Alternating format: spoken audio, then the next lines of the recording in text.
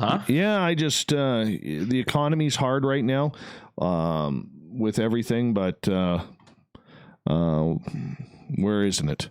All right, guys, we're going to go live on YouTube right now.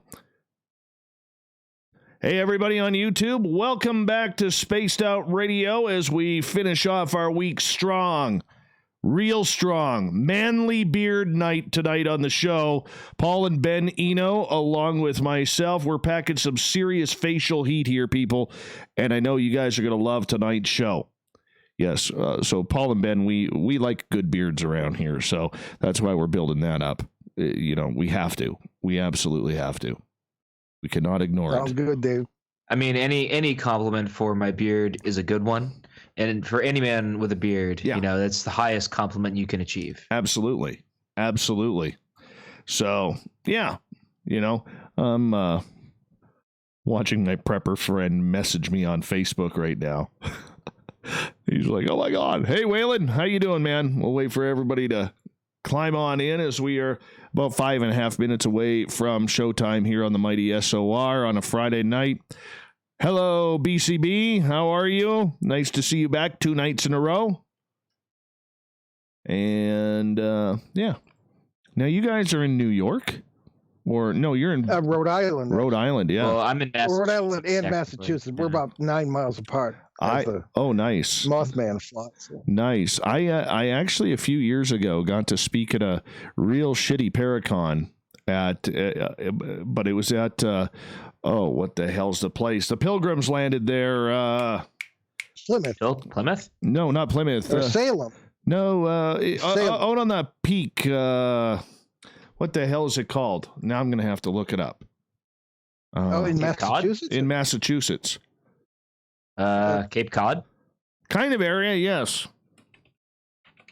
Yeah, because Paracon is usually in Salem. No, it was only a one-time Paracon event put on by somebody. Okay. Provincetown. Oh, Provincetown. What town, as we call it. You're way out there, huh? Oh, dude, that place is beautiful.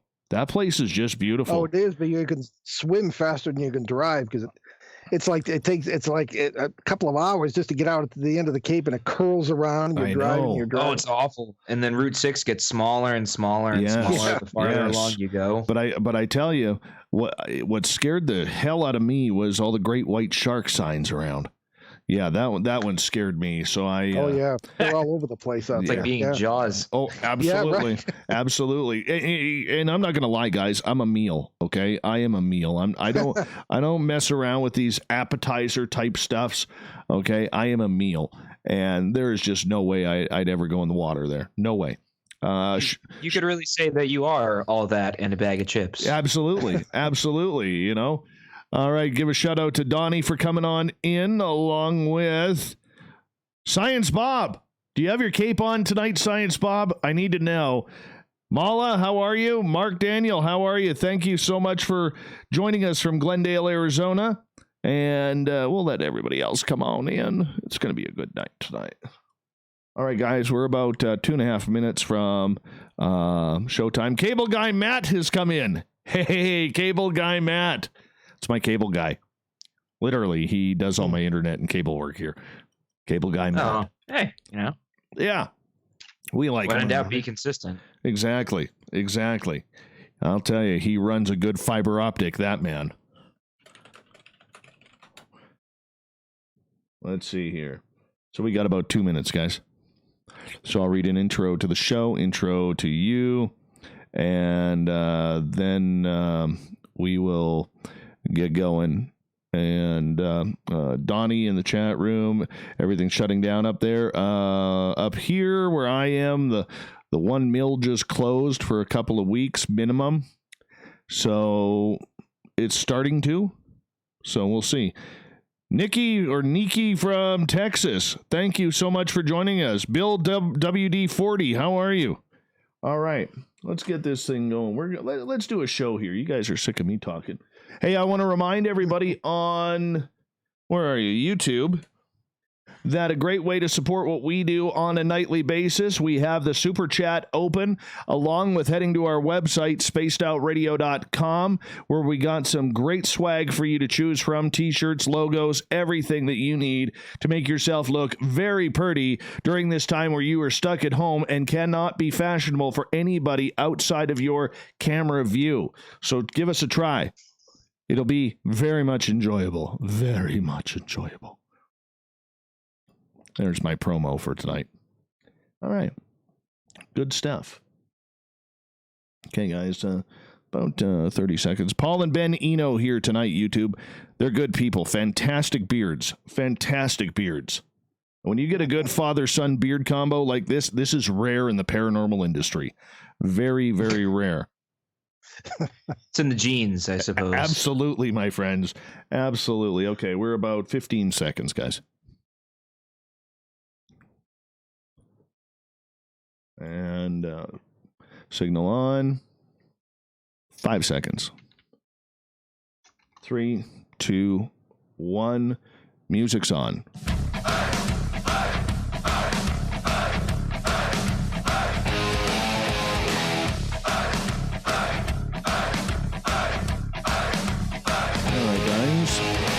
I'll be on in about 8 seconds.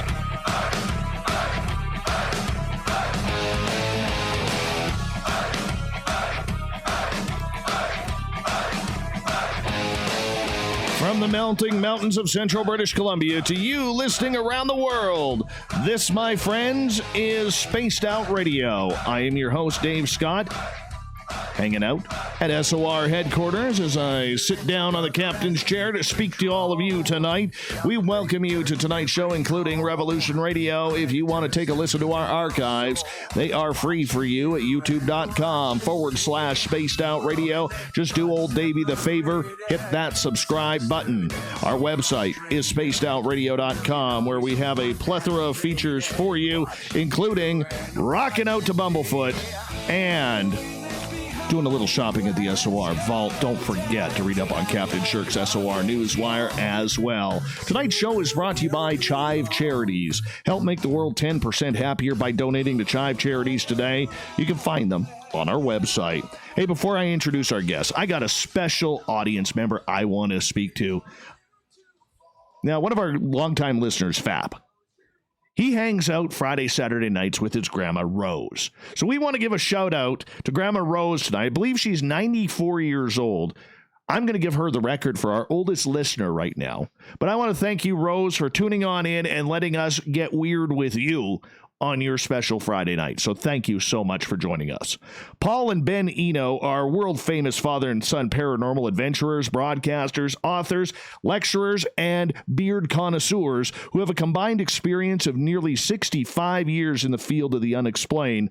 Between the two of them, they have investigated hundreds of cases around the world. They've lectured all over the United States, across Europe. Their Sunday radio show called Behind the Paranormal with Paul and Ben Eno is into its 12th year. These guys are everywhere. Everywhere. You can check out their website, behindtheparanormal.com. Highly suggest you do. Paul and Ben Eno, good to have you on Spaced Out Radio tonight to close off the week that was. How you guys doing? Well, it was quite a week, and it was great to be with you, Dave.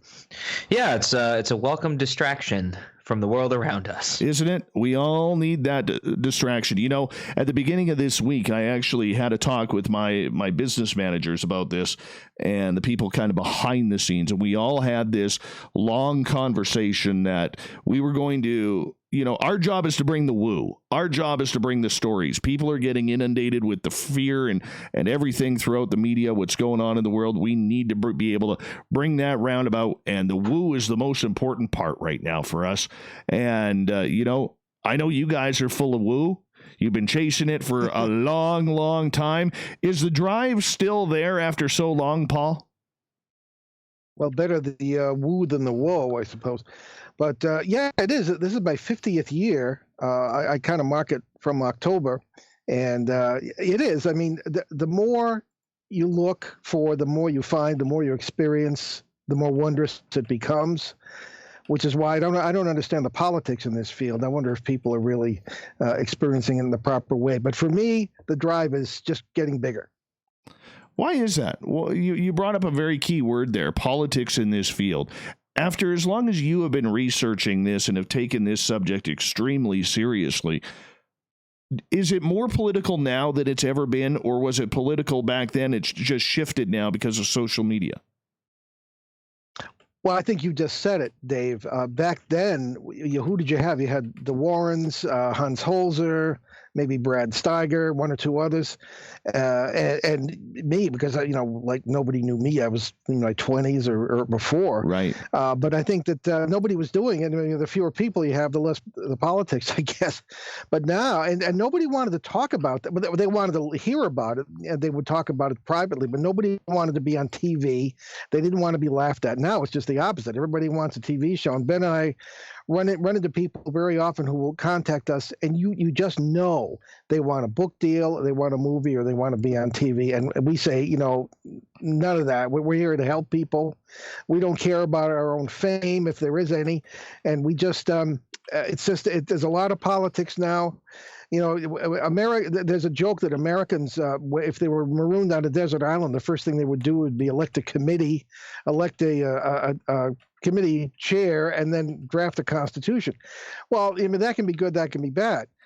Today, it's like you have the various ghost hunting groups on every street corner, and you have the first deputy assistant honcho, the chief investigator, and very often, with all due respect to those to whom this does not apply, most of them have read a few books. They have no idea what they're doing. And it's not only a lot of politics, but it's bringing, I think, a lot of disservice to the field. Again, with some notable exceptions. So I think it's very different now. Yeah. What do you think, Ben? What's your thoughts? I mean, coming from that generation now where everybody around our age, a few years up, a few years down, are, really pushing hard for the social media point, to the quick fame and fortune point, because maybe that's what they want to do with their life. Well, when I was in college, I had the interesting pleasure of going to Emerson College in Boston. And I remember when I was there was a lot of talk about having your brand, building your brand, your own personal brand. And, that is a really interesting concept, right? It's this sort of abstract version of yourself that you kind of present to the world. And, in building your brand becomes something outside of yourself. And in that way, you create this sort of persona of being the Bigfoot guy, the ghost guy, the something, and it also becomes very, very consuming. And there's a lot of pride and ego that goes into it. And it's in building that brand, which, you can get a lot of success out of it, sure, but for actual, research and whatnot, it's not really fruitful, right? It's not really something that's, good for the study or research of the field as a whole. I had a conversation really recently with a friend of mine, and he was like, "Oh, have you investigated this place, this place, this place? This place is really haunted." And I was like, "No." He was like, "Well, where do you go?" And I was like, "Oh, well, we usually, if we get called anywhere, it's typically after we vet the person, make sure they're not clinically insane, make sure they're not on drugs, and we do our best to help the people in the situation, because it's more about helping the people rather than the phenomena." And the way he sort of went about the subject was, it sounded more like bird watching than it sounded like serious research. Like, oh, we're going to go to this specific nature reserve. We can find a yellow fin or a golden finch here at this specific place. Oh, we're going to go to this haunted asylum, and we're going to find this very specific white lady that appears every so often. It's you wonder where the research comes in, and you wonder if it's actually research at all, and more of just a hobby. Which, if it's just a hobby, it's what's the point of doing it anyway, right? There are plenty of people who do serious research that it is technically a hobby. I guess you could call it that for us, but at the same time, we care about where it goes. We care about the people that it involves, and that's just kind of a little summary of my thoughts on the whole thing. My big thought on it at all, and I'm curious your opinion on it, because, we're not going to waste a lot of time tonight because we only have Ben for the first hour here. But my thoughts on the entire paranormal paradigm out there are the fact that I don't think most researchers have a clue on what they're looking for.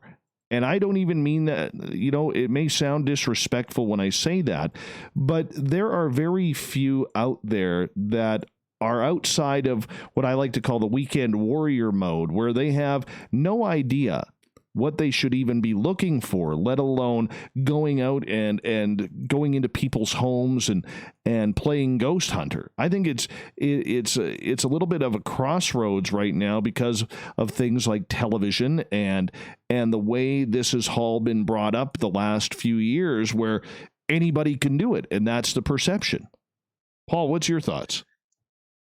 Well, some years ago, I was invited to go to Florida to speak at a conference for beginning ghost hunters. I must say it was against my better judgment.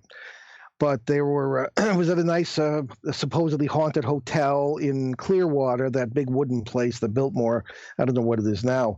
But I was speaking to the group, and somebody said, Mr. Eno, if you had one word to say, or one thing to say to the group about this advice for this pursuit, what would it be?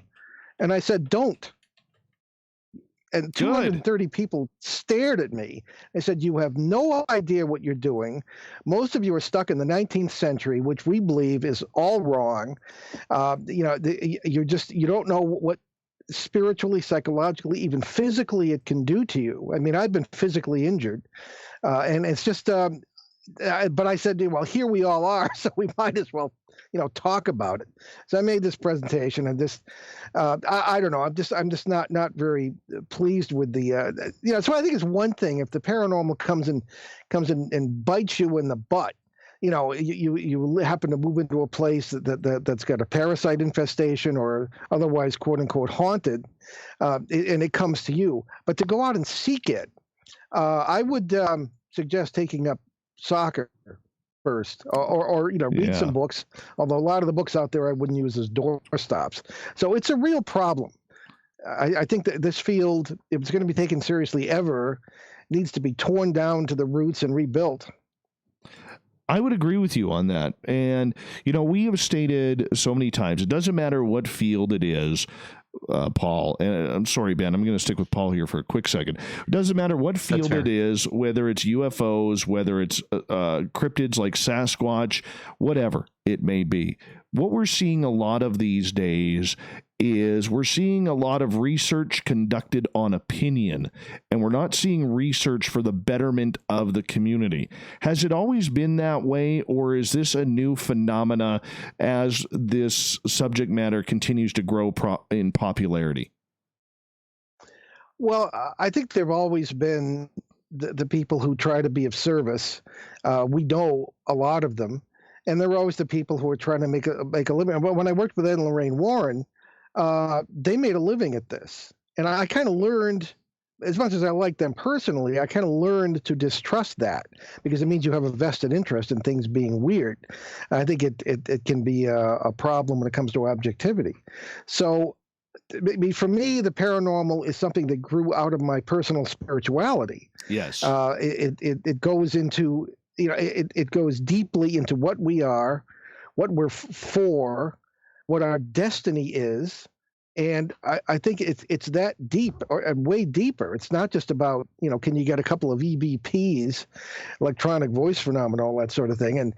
And starting out when the greatest technology we had was an Instamatic camera, and maybe a reel-to-reel or cassette tape recorder. Like I don't know, it's really different, and I don't think better today. Ben, when you look at the way technology has really shifted the paranormal phenomena, growing up in a household like you did, where Dad has been involved with this for, about 40 years, 45 years, do you look at the technological phenomena in the paranormal field, as we're trying to prove everything with the technology that's out there, as a benefit or a curse to this field? Ooh, that's a really good question. I I'm gonna say um, I think the problem isn't the technology. I don't think that's the problem. I think the problem is what's being tried. The way what's being proven, right? So what are we trying to prove? I think that's more the question that should be asked, which is, are we trying to prove to a materialistic science that a spiritual world exists? But if that's the case, why do spiritual things do physical things, right? So one of my favorite things to poke holes in is, you've probably heard of, ghost hunters and whatnot throwing down flour and seeing if footprints appear. That's like, one of the weird paradoxes, which is, if it's a ghost, which inherently implies that, is it a spirit? Then why would a spirit have footprints, right? Yes. That's kind of the first question that comes to mind. Why are ghosts wearing clothes? Why do ghosts even have forms at all? What's the point of a spirit doing physical things? And I think the problem isn't so much the technology. In fact, I think that it's being used incorrectly. I think there's too much of a reliance on it. I think it has its place for sure, but I think that we need to rethink who we're proving this to and how we're trying to prove it. Because I don't think you're going to walk into like Cornell and say, all right, I have definitive proof that metaphysics is a real thing. I have definitive proof that there's an afterlife, because you're not going to get that, nor would anybody believe you. The problem is that science isn't ready to handle explanations. I think physics is getting there. I think physics is probably the closest thing we're going to get to being able to prove that there's something beyond the reality that's around us. And ultimately, it's sort of the question that's the driving one, which is, what is it exactly are we trying to prove, and Right. are the assumptions that we have actually true? Because we don't know. And, my dad and I are the first to admit we don't know if we're right. We have a vague idea, we have experiences, but, we don't know. And, if somebody comes along and has something that proves us wrong, then there we go. But the problem is that, there's no openness in the ghost field in and of itself. There's a lot of, very much, 19th century spooky, scary skeletons that are trying to be proven. And it's like, you can't do that, because, it's just such a Cartesian dualist perspective of, well, there's matter and there's spirit and that's it. And it's just philosophically wrong. And you're you're not going to get anywhere trying to throw, videos in somebody's face. You know what I'm saying? No, I get that, and I can appreciate that, Ben. And with that, is it the people who are getting involved? And I don't want to slag people, because everybody is allowed to have a hobby. Everybody is allowed to investigate this. There are no rules or rule books saying who can and cannot do this. However, that being said, when we look at the way that there, to take that same ilk where there is no rules, there is no guidelines, controlling this field in any way, whether that's good, bad, or indifferent, is it the people then that are really setting this entire field up for success or failure? Well, I think, a lot of it is kind of, every major field has kind of their standouts, their heroes, their mavericks that are able to drive research, right? So, I mean, you have Stanton Friedman, one of the greats in Yes. ufology, and other great figures along with him. We have some interesting sort of people in our realm, but I think the problem is, in the modern and Western world, we tend to kind of break things up and separate it so that it's easier to understand. There's a lot of pigeonholing and whatnot, and I think that, maybe it is that people shouldn't be doing it. I'm not going to tell someone they can't, but just because someone can do it, I don't think that means that they necessarily should do it, because it's dangerous, right? You can give someone a gun and send them into combat, but if they're not trained, like, they're going to get hurt. That's just how it is. And, not to say that I was indoctrinated by my father, essentially, but, I'd like to think that he gave me the tools to be able to, you know, investigate things with an open mind and with a perspective that allows me to be insightful on the subject.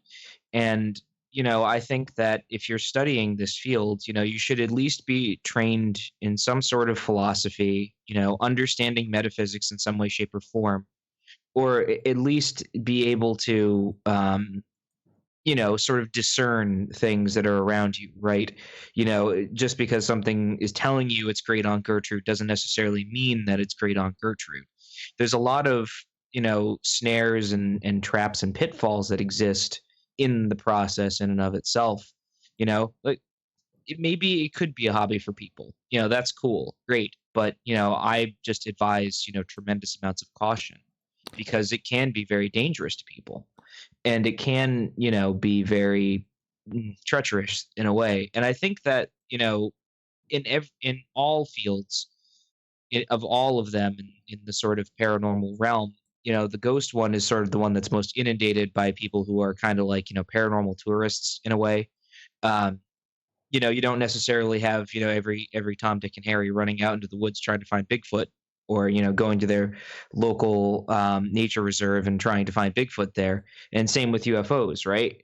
Like MUFON has an incredibly intense process of vetting their members, and the process of becoming an investigator is just so rigorous. I think it was Mike Panicello, who's the head of Connecticut MUFON down here in the United States. He did a presentation on the investigative methods of MUFON, and I sat there for this 2-hour presentation, and it was the most interesting sort of look into how MUFON works, and it is so complex. I'm amazed at the discipline that's there, and I wonder why don't we have that in the ghost field? Why don't we have that sort of that structure, that discipline that exists in other fields of science? Or and I think the problem is that it's people just aren't trained to do it. And I think having some sort of basic background, although it can influence your biases, your assumptions, and whatnot, being able to have a structure that's there to address a situation, not just running in cameras, cameras on, screams, ready to go. It's like you're there and you have a structure, you have a plan, how you're going to move forward, how you're going to talk to the person that's affected, and how what's you have a vague idea of what's going to happen.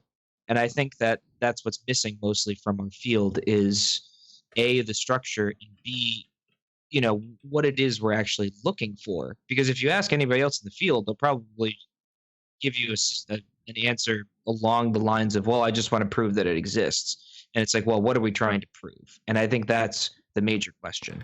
And that is a big question, as we only got about a minute here. Has paranormal television and tourism been a hindrance or a help, Paul? Well, in that it attracts people to the field, in many cases, I think it's a disaster. He said, it's just now. In fairness, I know that there's only a few seconds, but in fairness to the good people out there, we received a lot of communications at the show, and several of which have said that why are you running down ghost hunters? A lot of us are using your theories and methods and getting some interesting results. So, I mean, not that it's any smarter to use our theories and methods, but I mean, I think that there are people out there who are really who try to bring some discipline to the field. Maybe they're wasting their time, I don't know. But the disciplined thinking of science, as Ben suggests, is just not present in most cases. Well, and that's why I always say what we are doing in this realm for a lot of us is we are conducting opinion. We are not conducting anything scientific. We may be trying to use scientific method, but in most cases, I think we are failing miserably on that. Not to sound negative or downtrodden, but there is a reality to that. What is safe? What is not? Paul and Ben Eno are here tonight on Spaced Out Radio. They've got a long-serving podcast called Behind the Paranormal with Paul and Ben Eno. It's on Sundays. BehindTheParanormal.com is the website. We're going to get into more of paranormal talk with Paul and Ben right after this. That was a quick half hour, guys. Quick half hour. Yeah, right. Yeah. Almost Let me know if fun. my mic's. You are a little bit Yeah. hot. Yeah, your mic is a little bit hot. Okay. Yeah. Yeah. Sorry. I'm going straight into a preamp. So. Oh, got you. Because my brother loaned me his gaming PC, and for whatever reason I got it all set up in case I had to work from home, and so I had it ready to go, and I happened to have my studio mic set up, and I was like, we'll just use this, and then I realized I have no way to monitor it, so. You're doing fine. You're doing fine. Sound good to me. Yeah. Hi YouTube. How you all doing? Good to have you all here. Good to have you all here tonight. Thank you so much for showing on up. Really appreciate it. So I'm checking through everything here, making sure that we got. So I got to ask you, Ben, were you, as a kid, were you ever like, my dad's a weirdo. He goes chasing ghosts. Because I worry about, and that's actually a serious question, because I literally worry about that with my kids, thinking, having to deal with dad being the weirdo. Well, you see, no, I mean, my dad, everyone's a little weird, but I don't know, my dad's the coolest, it definitely influenced my thinking probably way more than I'd like to think, but I don't think he's super weird. Well, not. I don't mean in a negative term or connotation or anything like that. Because I know, like with my kids, my dad, my son's like, yeah, my dad goes to look for UFOs, and my dad goes and does this, and I'm like, geez, son, like you don't want to be saying that too loud. Some people take great offense to that. Yeah, well, it happens. Well, I don't know. I never had an issue with that. I think it's mostly just because I was like, well, he's my dad, and then I was fine. Yeah, that's awesome. Paul, did you ever try to hide from the kids when they were growing up what you were doing? No, never, not for a minute. My wife figured she married a writer, but she got more than she bargained for, so she's been very forbearing in all this. Right. Ben and his older brother, Ben is a natural to this. The first case in 2005, there were two cases in 2005, the haunted policeman of Vermont, and our first what turned out to be a flap area case in Connecticut. And he was born for that. I would have him by my side anytime in any emergency. And he was a natural. And his mom and I talked very long and hard about whether he should be permitted to do this. But we both realized that he was ready. He was 13 years old. Very nice. Very nice. Yeah, my 6-year-old son, he actually sees things, if we could put it that way, as politely as possible. And he actually saw his first ghost with me at the local museum. He saw a young lad hanging out underneath a kitchen table. And next time I went back there, because we run a local museum tour, don't know if it's going to go this year or not, but we were kind of wondering whether or not that ghost will be back. So my son comes with us, and we go into that building, and he's like, hey, Dad. He's like, where's the little boy? I came to play with the little boy. That's why I came here. And there was no little boy in there. Yeah, I've run into a few of them. But no, Ben, from the moment he could talk just about, he was telling stories of what I would call parallel lives. And also, it was just fascinating. I said, there's something very special about this child. And I think that, to say the least, has been proven correct. And he has insights, and he thinks on a level that I do not. And I think that's why, in my opinion, we make a terrific team. Because, I think between the two of us, I think we managed to see all the angles, or all the angles that can be seen. Absolutely. We've got just under 2 minutes tonight to go here.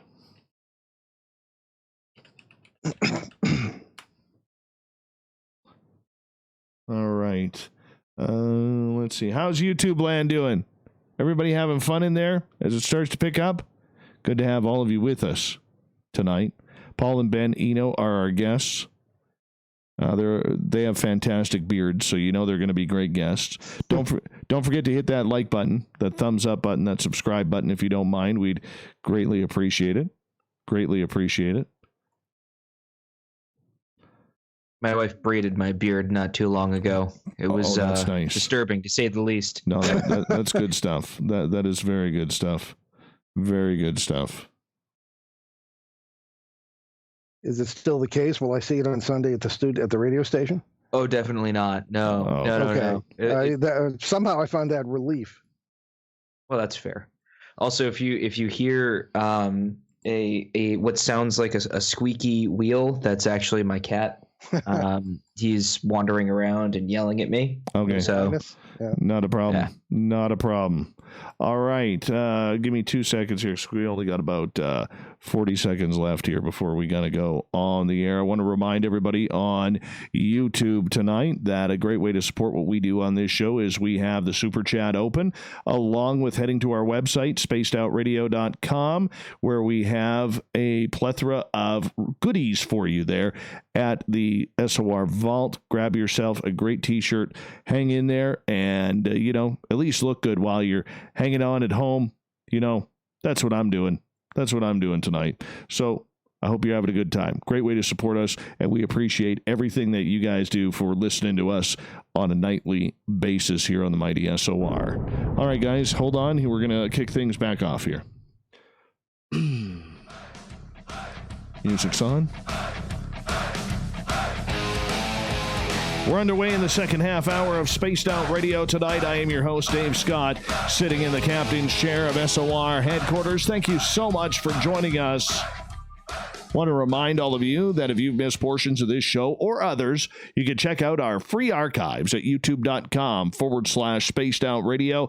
Do me the favor, hit that subscribe button. Our website is spacedoutradio.com, where we have a plethora of features for you, including rocking out to Bumblefoot and reading up on Captain Shirk's SOR Newswire. We are talking with Paul and Ben Eno tonight. They have a long-time radio show called Behind the Paranormal with Paul and Ben Eno. Runs on their website, behindtheparanormal.com. I highly suggest you check it on out because these guys are pretty smart. Great beards, think alike, and that's what we're doing here tonight as we talk everything paranormal. Gentlemen, welcome back. Thanks, Dave. Thanks. Yeah, thanks.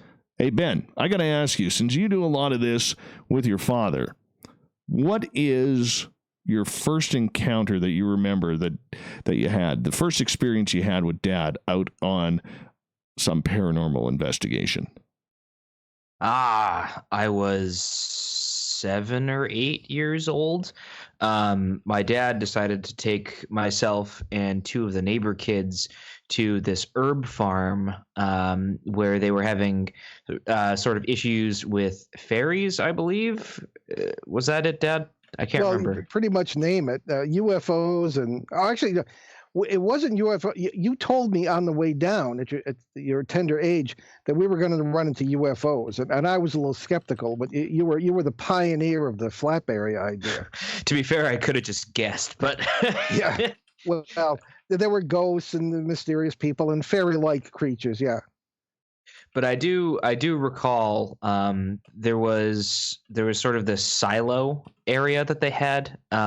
They referred to it as an energy well, and in said energy well, you could like stand and you sort of felt like this sort of surge of sort of tingles and like static electricity. I remember feeling like kind of faint, but I remember being there and I thought it was like such an interesting place, and I was like, wow, this is really cool. And like I didn't feel scared, I was just like kind of taking it all in, and just kind of experiencing the moment, as a little kid does. And that's really my first sort of experience. Nothing too crazy, just existing in a paranormal space. Paul, do you remember your first hanging out with your boy out on a case? Was it something as a father? Were you concerned at all about bringing him out, or were you more just like, hey, let's see what happens? Well, no, I would never take my son to see what happened situation. I had a lot of confidence in him. The first two cases were in 2005, and they were both in August. And one was the haunted policeman of Vermont, as we said, and the beginning of what it was a case we're still working on to this day, the Litchfield Triangle. Yes. Which started with a house in Torrington, Connecticut, and the woman had read my book Footsteps in the Attic and said this, this multiple worlds idea is the only thing that really explains all the goofiness that's going on in this house. So Ben came with me on that case, and it was funny because we had our first video camera, complete with a film cartridge, tape cartridge, I should say, and guys don't read directions, Dave, and so we're on the way over there, and we learned how to use it on the way. It's a couple of hour drive, and we got there, and the things usually in a house, you go in, and I guess kind of has to get used to you being part of the chemistry, but not this place. We were sitting at the kitchen table, and you could feel people moving around in the room. Now, as it turned out, the house was built in 1793, and it started out as a general store, but then it became a house, and the same family still lived in the house after 6 generations. So apparently they still lived in the house after 6 generations, so to speak. We heard stories such as the family was sitting in the living room, and all of a sudden they saw these legs hanging from the ceiling, walking as if on a surface that didn't exist in our world. I went outside at one point, and this is within an hour when we got there, and I heard a horse galloping, and it went right by me. I couldn't see it, to the point where it was stirring up the air down the driveway, across the road, very rural area. There wasn't any traffic.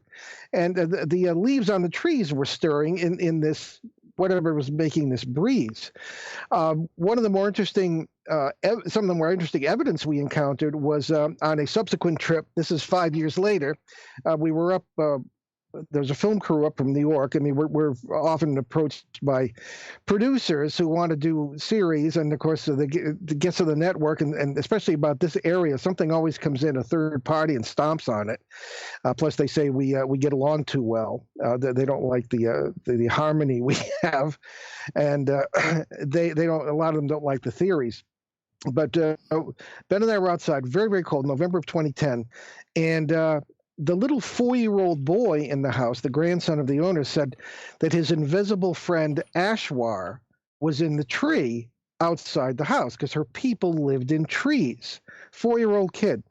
So we went out, and we pointed our very budget style infrared camera up into the tree, and sure enough, when it came out, you could see this whitish tadpole-like thing coming down out of the tree, and then in the final frame is just a flash and it disappears. Now, people want to see that video, they can go to the Facebook page of our show, Behind the Paranormal with Paul and Ben Eno, and it's the first video, and about 6 seconds in, you can actually see this, and it's been published in a few books. So, and of course, there were lots and lots of things about that case. So I don't want to take away Ben's time because he's only with us for another 15 minutes. We can talk about it later. But he was poised. He was not afraid. He was insightful. And I said, this is really going to work. So I was very proud of him. In the Vermont case, we got out of the car, and his brother came with us. His brother has never really liked this kind of thing. But Ben and I got out of the car. We were immediately, didn't say a word, immediately drawn to a corner of this property where there's a tree. And we looked at each other, and there was something going on in our interpretation in a parallel reality that a parasite was feeding on. And when it couldn't get enough to eat, it would go into the basement where the police officer lived and pick on him and his girlfriend. And the parents lived upstairs. So Ben was right in there from day one. When you say parasite, what do you mean by that? Well, folklore calls them demons. There are other names for them. They've been known throughout history, pretty much in every culture. I learned the hard way, and maybe we can talk about this in the next hour, but in the Bridgeport case of 1974 with the Warrens, I learned the hard way that at least I came to believe that these were not demons in any theological sense of the word. And I was studying for the priesthood, so I had a naughty acquaintance with theology. But these things seemed to be feeding upon what was going on. During exorcisms in the 1970s, they seemed to be feeding on what was going on, and we were the dupes. And I think that's where I sort of realized, at least, and I still believe it, that these were parasites, and Ben and I run into them frequently. Well, that makes sense. That makes sense. Gentlemen, when you talk about, and Ben, we'll start with you on this, when we talk about the potential of multiple worlds out there, I always, when I think about that, I think of these parallel universes or some sort of polar vortexes that are happening that people are claiming to see, and even some are saying they can create them.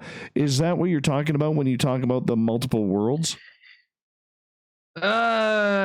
Well, yes and no. So essentially, when we refer to multiple worlds, we're using the model of physics known as the multiple worlds interpretation of quantum physics, essentially postulating that anything that is possible exists in some parallel world, in which case we tend to find that they kind of worlds that are most like other worlds tend to hang around in sort of clusters with each other, although on the off chance, some kind of blend with others that may produce some completely alien effects. And I use that word very, what's the word? I can't even think of the word. No, not broadly. I'm using it on purpose. I'm using the word alien on purpose because, something like Mothman, right? That doesn't really occur naturally. Mm-hmm. Or something like Bigfoot. Where does he come from? Where does he go? Where is he disappearing to after all this time? And you see tracks, you find some hairs, but he's just gone in a flash. People will follow tracks and they just stop. So where does he go? And I believe my dad does as well, that really this is a multiple worlds occurrence in which all of these sort of phenomena are really just different worlds melding and blending with each other. For example, right? So Einstein essentially proved with his theory of special relativity that, time doesn't really exist, that, space and time are curved. And so, it doesn't really sort of function in a linear manner. So, Back to the Future is not actually good science. What is actually good science is Interstellar. That's actually pretty good physics. And sadly, the scientist that was the main advisor on the film said in an interview that he got more money from advising that film than he did from any science grant ever, which is very depressing. Anyway,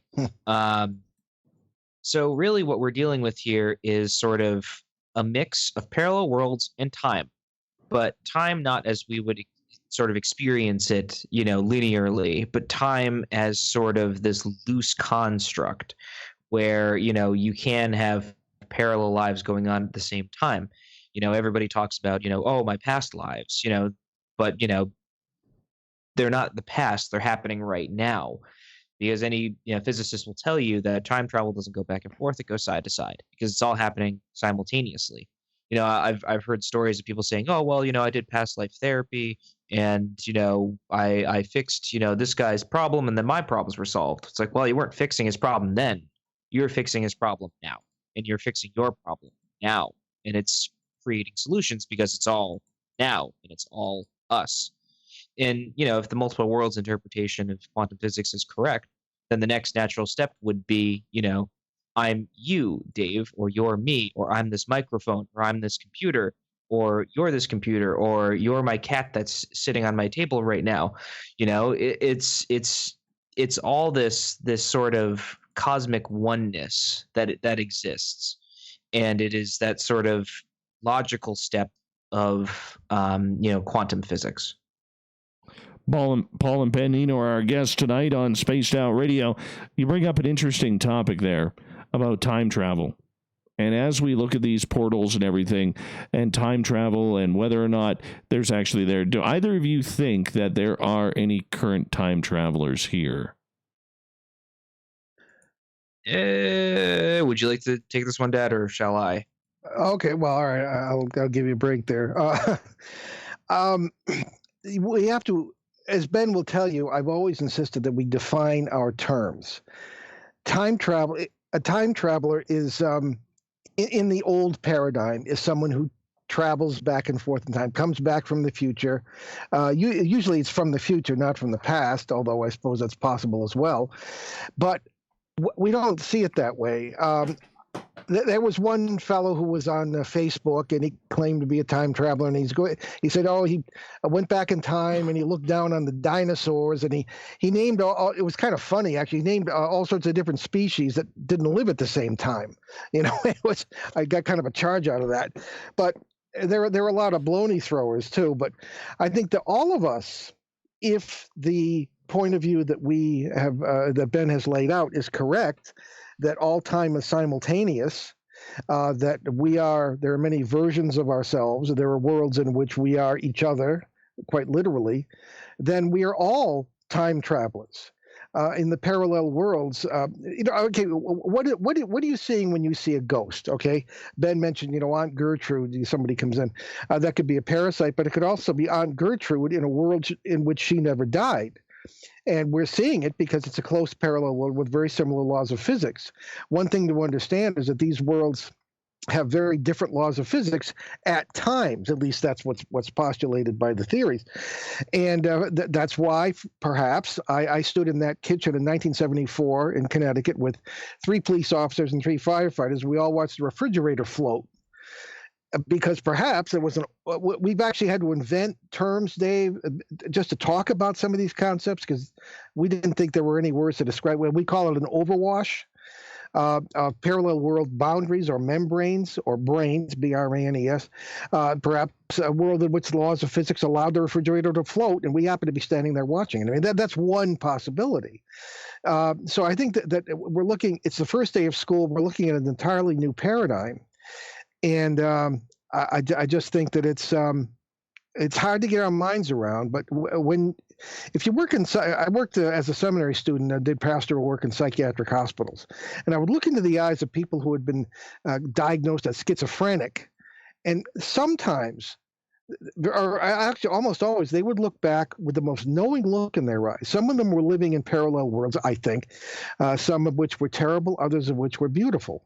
And I've addressed groups of psychiatrists on this over the years. And, when you say this, the steam comes out of the ears and the eyes turn red and they get all upset. But very often they'll come up to you afterwards and privately say, I've often suspected the same thing, that these diseases, these chemical imbalances in the brain are no such thing, or at least that they open up doors into real worlds that we can't experience.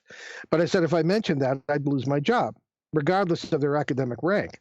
So, I mean, I think this is, again, the first day of school. It's a whole new paradigm to look at this.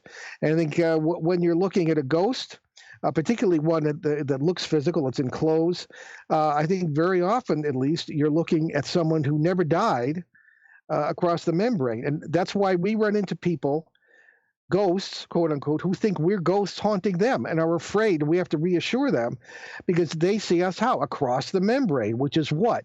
Apparently electrically charged air molecules. That's all they really are, which, of course, electromagnetism keeps the boundaries there and keeps the worlds separate to some degree sometimes.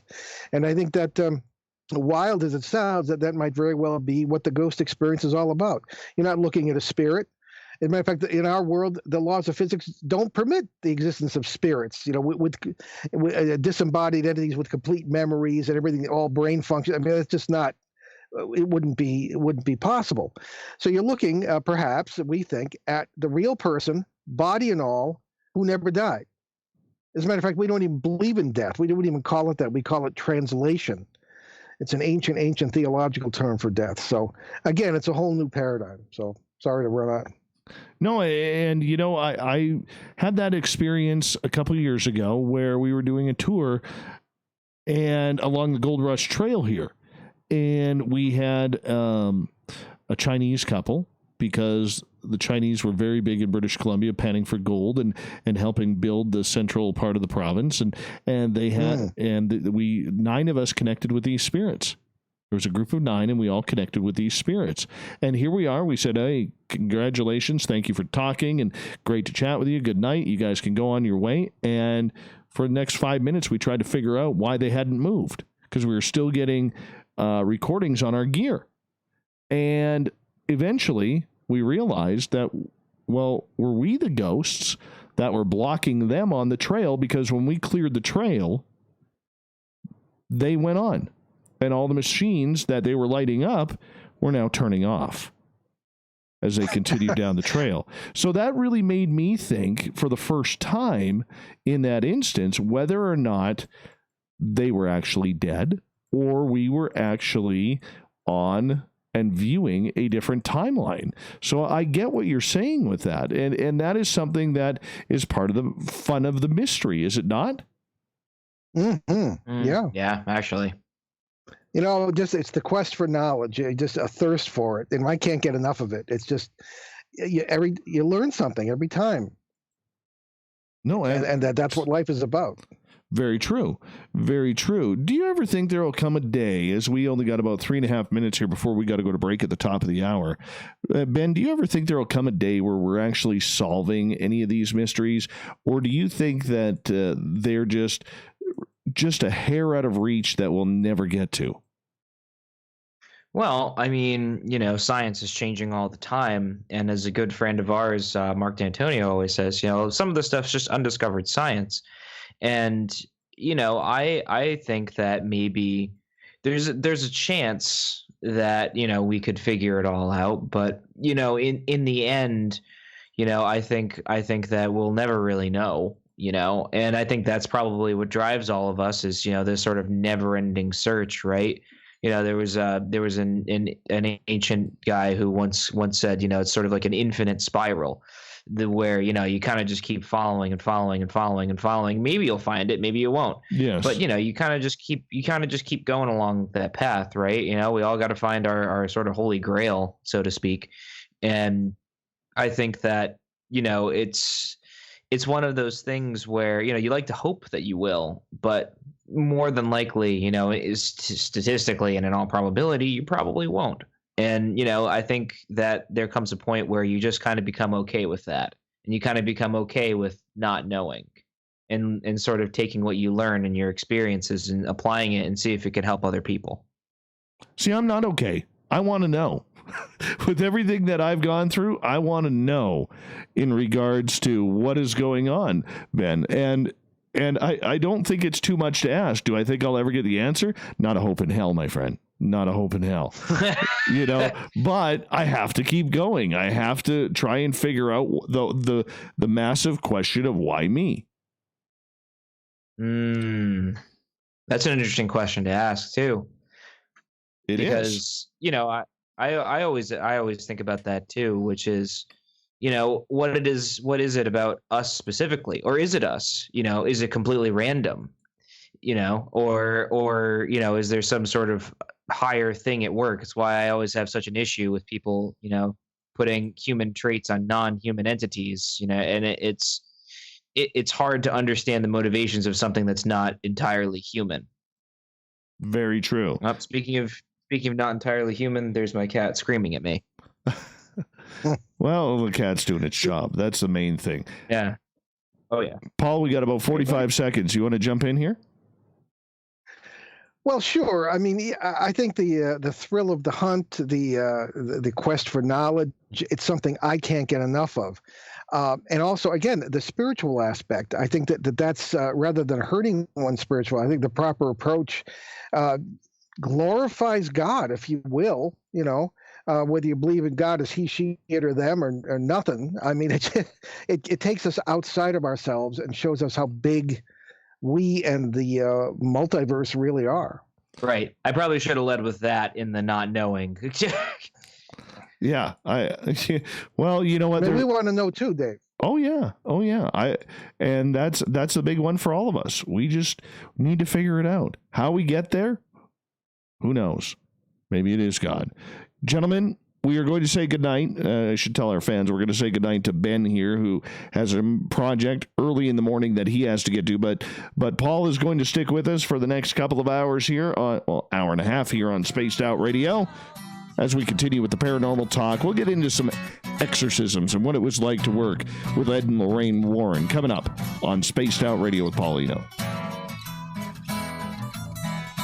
Gentlemen, that's good stuff. That's a quick hour. Okay, yeah. excellent. Then Oh. I'll see you at the studio on Sunday, and I got to. Mother Nature's making the collect call here, so I'll be All right right. back. Yes, local and live 99.5. Yep. All right, Ben, you take care, okay? Yeah, hey, thanks for having me on. It's been real. No problem, dude. We'll do it soon. Oh, of course. Hey, have a good night. Take care. Bye. All right, ladies and gentlemen, I'm going to quickly step away here so I can take my puppies outside. I'll be right back. To the wagon. Enjoy the commercials. It's we'll the be news right back. outside the news that piques interest, and that's what we're looking to deliver to you. The SOR Newswire, only at spacedoutradio.com. Visit purpleplates.com today. For over 40 years, the Purple Energy Plates have been delivering amazing results for their many customers. Inspired by the great genius Nikola Tesla, the harmony, healing, and energetic effects of the plates have proven over and over to be beneficial and often miraculous to thousands of customers. Check their site for daily specials and choose from their many energy products. You won't be sorry. Visit them today at purpleplates.com. Are you intrigued by Paranormal Talk Radio? You'll love the new Paranormal Radio app from TalkStream Live. You'll find a great selection of talk shows covering UFOs, ghosts, strange phenomena, and much more. Download the Paranormal Radio app now and start listening to the very best in paranormal talk entertainment, including the network you're listening to right now, the Paranormal Radio app, free in Google Play and the iOS App Store. Are you an experiencer of something strange that can't be explained? Do you want help finding out what's going on? I'm Ryan Stacy, head of the Experiencer Support Association, otherwise known as I'm TSA. back.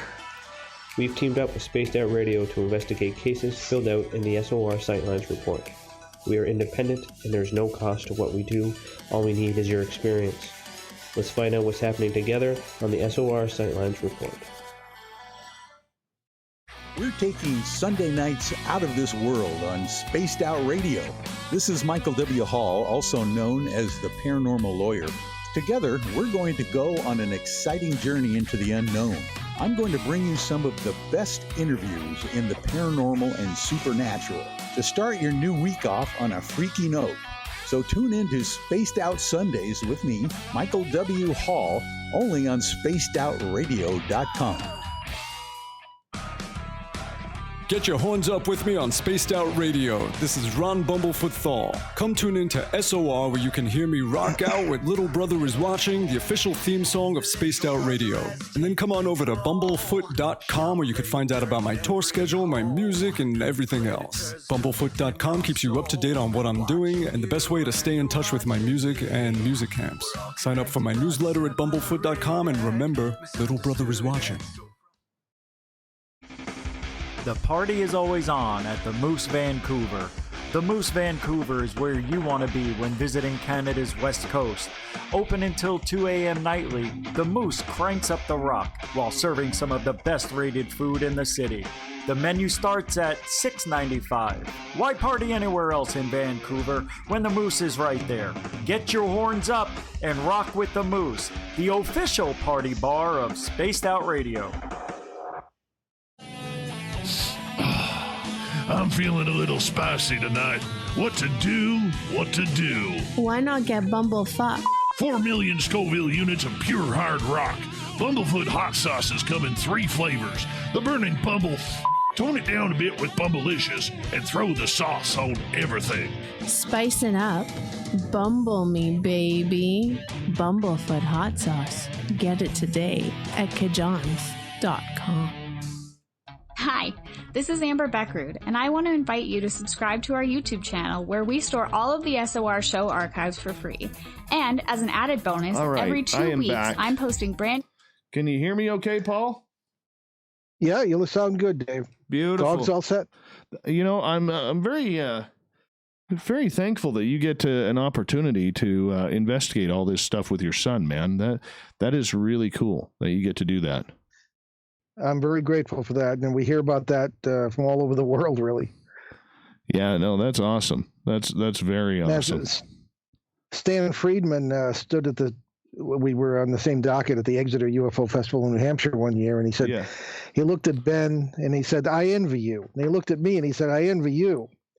To be able to work with your son, and I mean, we kind of take it for granted, and it's natural for us, but a lot of other people, I guess, we get emails from all over the world. People saying, "I wish I had anything in common with my son."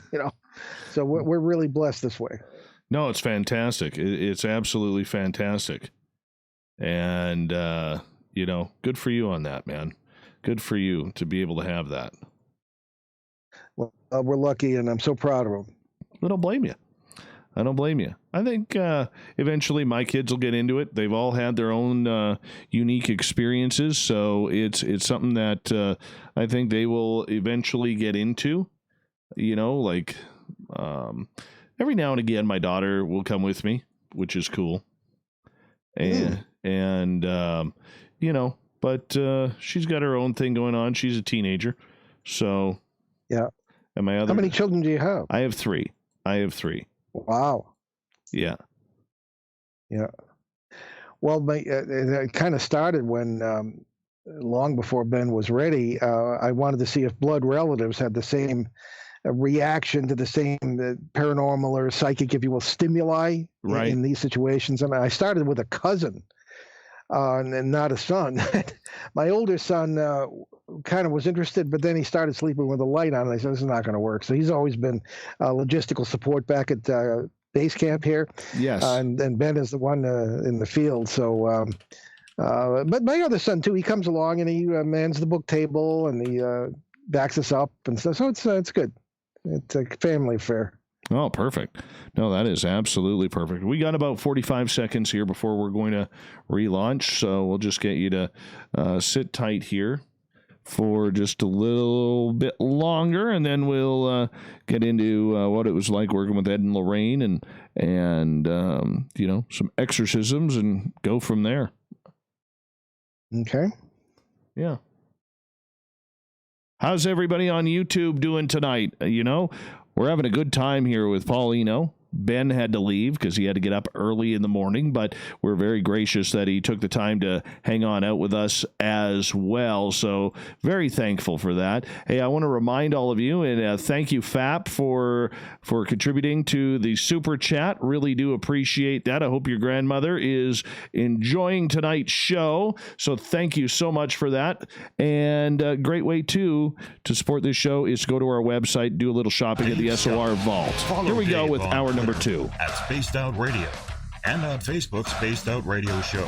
Hour number 2 of Spaced Out Radio is underway tonight. I am your host, Dave Scott. Thank you so much for joining us on this Friday night. We want to say hello to everyone listening in on our terrestrial affiliates and on the digital side, Revolution Radio. Remember, you can check out all of our archives for free at youtube.com/Spaced Out Radio. Just do old Davey the favor, hit that subscribe button. And if you're watching us live on YouTube, give us a thumbs up. We would appreciate that. The Desert Clam has set the password for tonight in the SOR Space Travelers Club. Camelopard. Camelopard is your password. Use it wisely, Space Travelers, as the Clam sets a password each and every night right here on Spaced Out Radio. Our website is spacedoutradio.com, where we have a plethora of features for you. Do a little shopping at the SOR Vault. Grab a great book from We Read the Night. Join the Space Travelers for $5 a month, and Captain Shirk has you all up to date with the SOR Newswire. Don't forget to get your horns up for Ron Bumblefoot Thal, our guitar god himself. Paul Eno is our guest tonight on Spaced Out Radio. He's been investigating for more than 35, 40 years in this field, and it goes back to hanging out and learning from two of the best in Ed and Lorraine Warren. This is a relationship that he forged over the years with everything, because paranormal does have its way of bringing people together, and this was something that he bonded with Ed and Lorraine with. Paul, I got to ask you, when you talk about Ed and Lorraine Warren, as many people have, it's very legendary, the stories and the abilities that they had to try and be, let's just call them the modern day ghost hunters. Ghost hunting has been going on for centuries, but when it comes to our timeline, Ed and Lorraine Warren were basically the start of it all, the start of the popularity. Well, in the modern day, yes, I always refer to them as the grandparents of modern ghost hunting. And it was, I first met them, my first case was in 1970, and I had the theory that maybe, and I was just studying for the priesthood, that maybe ghosts, as they are known throughout history and in every culture, are souls in purgatory. Good old Roman Catholic kid, I believed in purgatory, which is this state, the use of, in order to satisfy the Western mania for pigeonholing everything, the state, if you're not quite bad enough to go to hell, not quite good enough to go to heaven, you go to purgatory, where you are purged, hence the name, of your sins, and then can enter heaven. And that was the belief. I believe that. So I thought maybe these are these earthbound spirits and all this stuff are our souls in purgatory. But the very first case, we walked. This did not involve the war. Really, they kind of helped me on my first case rather than me helping them with anything, because they came in and they made a visit at one point. But we being a couple of seminary students and myself, and a local historian, did the mapping and researched this whole thing and the history, et cetera, et cetera. But you'd walk into this old abandoned village in northeast Connecticut. Our first actual trip was in 1971 in August, very hot. You could hear the sounds of daily life. You could hear farm implements banging together, people talking, children laughing. You could hear dogs barking as if it was a normal day in the life of somebody somewhere or somewhere else. And that's a whole story in itself, that case. But I wrote that up as a theory. I mean, these people didn't seem to be dead at all, never mind in any kind of purgatory. But nevertheless, I wrote an article about it, and Lorraine received it from one of our contacts in the town of Pomfret, Connecticut, who knew her, and she thought this purgatory thing was a terrific idea. So she got in touch with me and invited me down to dinner at their house in Monroe, Connecticut, which is the other end of the state. Right. And compared with British Columbia, it's Connecticut's tiny, but I mean, to to us in New England, it's relatively moderate size. So anyway, Lorraine, a tremendous cook. You never turn down a meal cooked by Lorraine. So that's when I first met them. Was at their house in early 1972. And it was quite the experience from then on out. We kind of got to know each other. Ed was very excited that I was studying for the priesthood and thought I might be a good asset. And he would, as we got to know each other, he kind of gave me some advice on this case in Pomfret, and he would sometimes pass off to me cases that he didn't have time for or wasn't interested in. And some of them were interesting, some of them were not. But the real interesting part came in 1974, 2 years later, when I was home from the seminary, which my seminary was in upstate New York. And I actually might have been involved in the Amityville case had I not been stuck in my class schedule at the seminary at the other end of the state. But be that as it may, I was on Thanksgiving vacation. It was November 24th, 1974, a Sunday, and I drove down to their house for dinner. I didn't know anything else that was going on. We didn't have any cell phones or anything. Nobody knew what was cooking until he actually got there. So I pulled up to their house, kind of in a rural area at the end of a cul-de-sac, and Lorraine came leaping out the door and said, "Are you in a high spiritual state right now?" So I knew what that meant, and I was actually, to tell the truth, in a terrible spiritual state, because I was trying to decide whether to leave the Roman Catholic Church and join the Eastern Orthodox Church, and because I'd been hanging around in Canada, in Ottawa, actually, the other end of the country than you almost, and there was I'd gotten involved in that. So naturally, I said, "Oh, I'm great. Let's do it." So the four of us in two separate cars, Ed Warren and Father Bill Charbonneau and Lorraine, Ed Warren and myself and Father Bill Charbonneau and Lorraine were headed down to the Bridgeport town. So I would have missed this had she not come back to wait for Father Bill Charbonneau and for me. And then we went down to this little tiny house on Lindley Street in Bridgeport, Connecticut. Now, the scene that met my eyes was really something I had never experienced before. Now the Warrens had been down there earlier. There's a long build-up, as there always is, to these poltergeist cases where you start out with a few thumps on the wall and then it turns into this awful bang and then things start moving. Well, that morning, the family had been awakened by banging, and the knives had flown across the kitchen, and things had been torn off the wall. And something, when I went in, Mrs. Gooden, when she arrived back from the hospital, she had been had a broken toe because of a falling television set. Explained that the thing, as she called it, had been pushing the child's baby carriage around the house and filling it up with clothes from the various drawers. There were police officers in the house. The reporters began to arrive shortly after this. And one thing Ed always did that I disagreed with was calling in the press. Now, it's ironic. When they threw me out of the seminary in 1977 for being involved in this stuff, the only other thing I knew how to do was write, so I shoehorned my way into a career in journalism without ever having studied it. And it's been a really, really fascinating career for 40 years since then. But so I would never call in the press, ever. But what the first thing Ed did, I don't know, I guess, it was good publicity. So among the things that happened in this case, and there were many, was on that first day, that Sunday afternoon, as I mentioned in the first hour, I stood in the kitchen with 3 police officers on one side and three firefighters on the other, and we all watched this refrigerator, had to be at least 300 pounds, pick itself up, kind of move a little bit, and then set itself back down very quietly.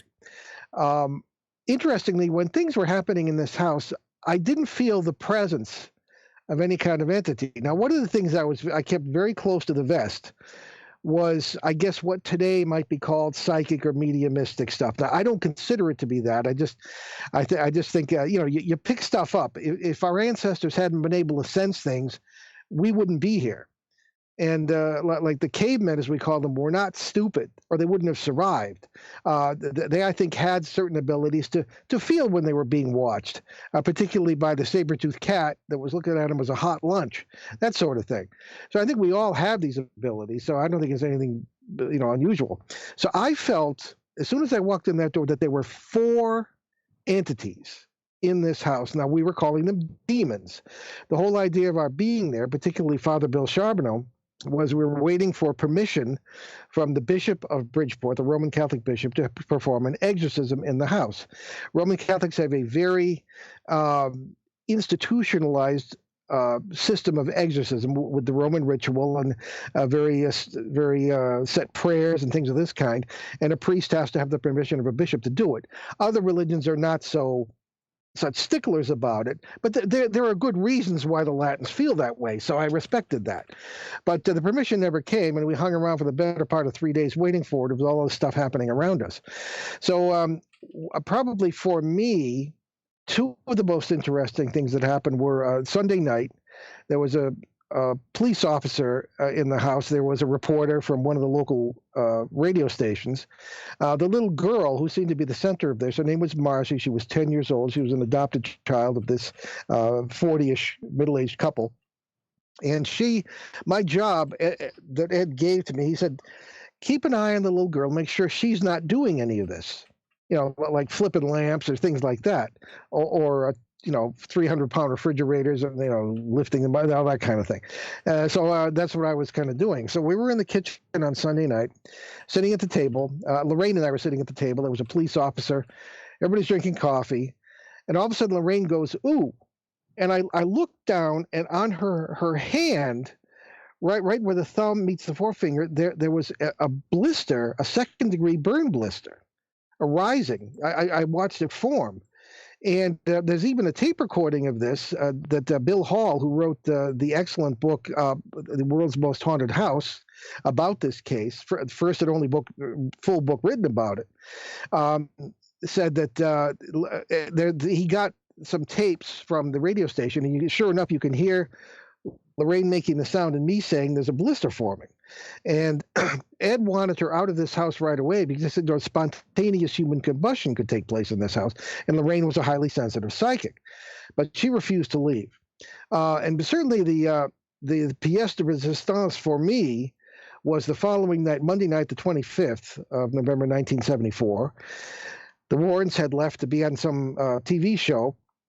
and I was in the house with the little girl, the two parents, John Sopko, a reporter from the Bridgeport Post, and one of the neighbors, which was not much of a crowd for this place because of the previous 24 hours had just been crazy. People running in and out, police officers, reporters, curiosity seekers.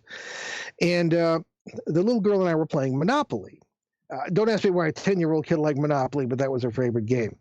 So we were doing that, and all of a sudden I looked in the kitchen, and something was arriving. That's the best way I can put it.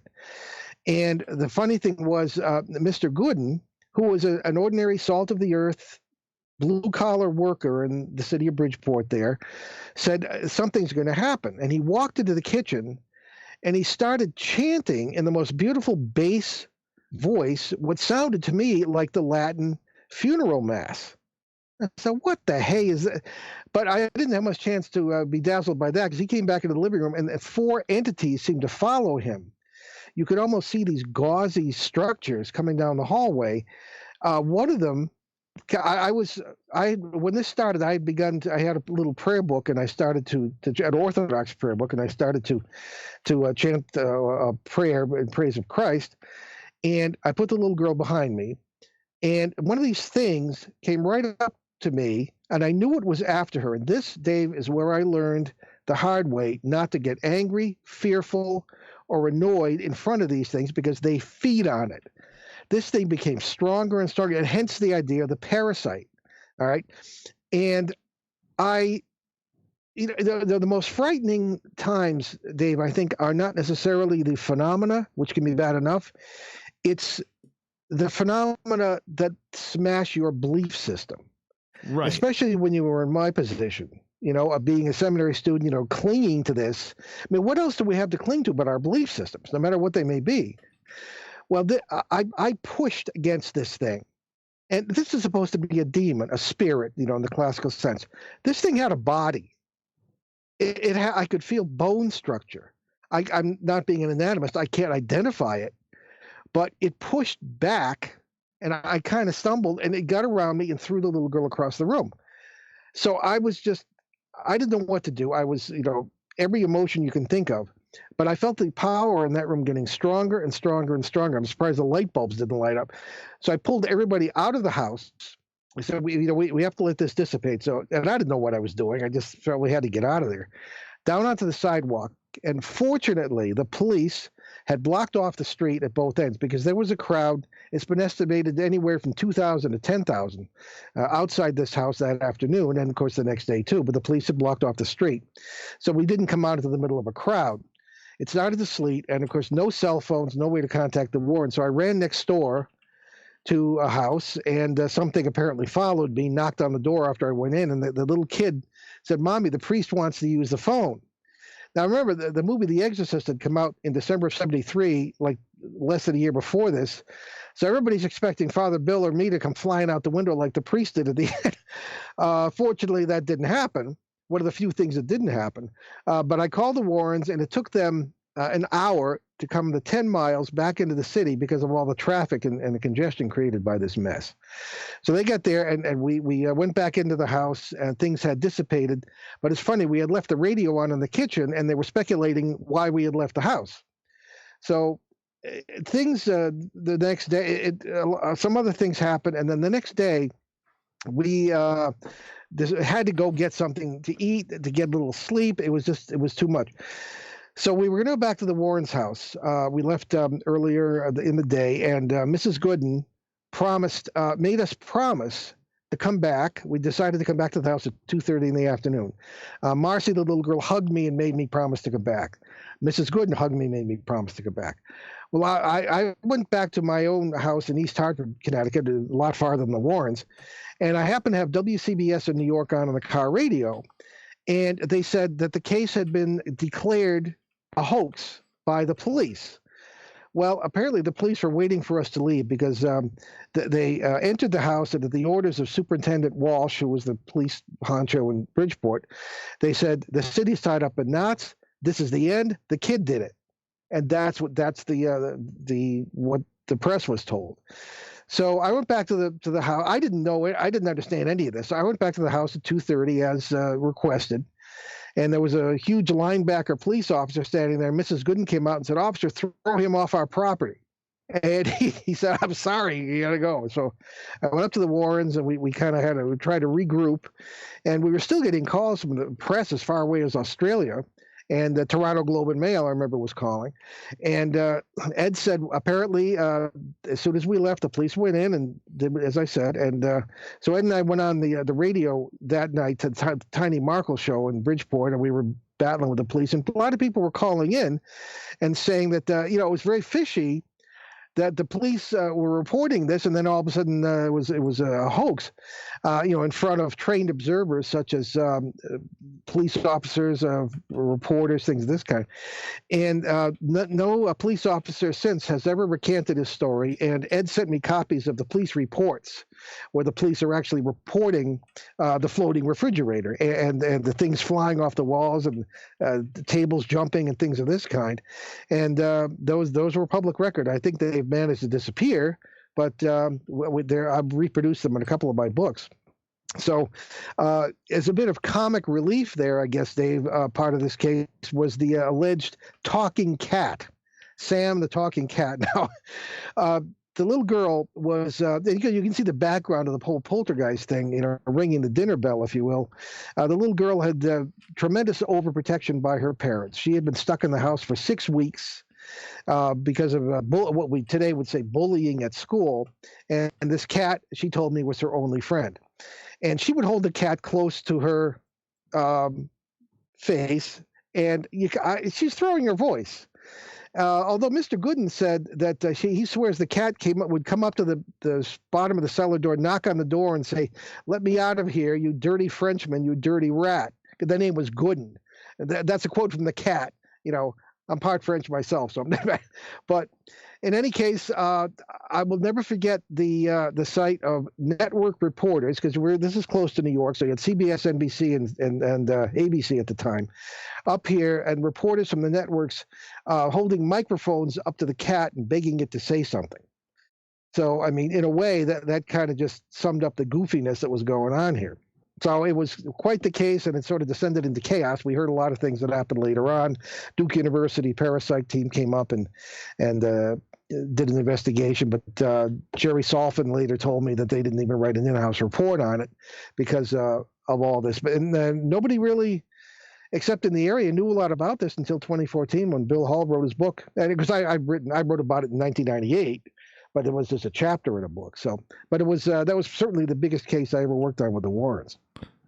With 2 minutes to go before we go to break at the bottom of the hour, Paul, with everything that you learned from them and everything that you experienced with them, fast forward to today, you hear a lot of people who are very critical of what they do and how they did things back then. But they were learning as they went as well, because there was no handbook for this. They just had to learn. What was that experience like, and how real were they as people and as investigators? Well, let me just, maybe we might have to continue this, but I was studying under Father John Nicola, a Jesuit priest who was the technical advisor for the film The Exorcist. That was the theological approach.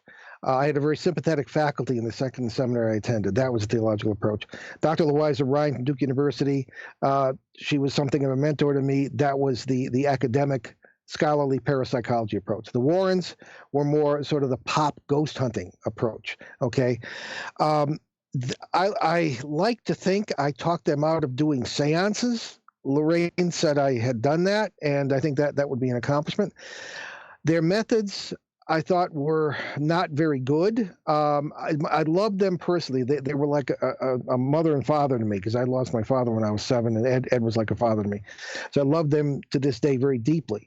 But I don't like the way they did things. I don't like, first thing, calling in the press. There was no attempt to record data that I could see other than photographs. And I just thought, maybe it was no fault of their own. Maybe it was the best they knew how to do it. But I learned a lot of things not to do, I must say. With all due respect for them, I think that the experience was absolutely invaluable because I learned from their point of view. But I think that I learned a lot of things to do differently, which is why we kind of split up in 1978. Paul, I'm going to get you to hold on right there as we're going to go to break here at the bottom of the hour. Paul Eno is our guest tonight on Spaced Out Radio. We are talking paranormal, exorcisms, Ed and Lorraine Warren, and great beards on this show. Don't forget, it is also National Alien Abduction Day, so we're going to hit Paul up on that as well. More coming up on Spaced Out Radio.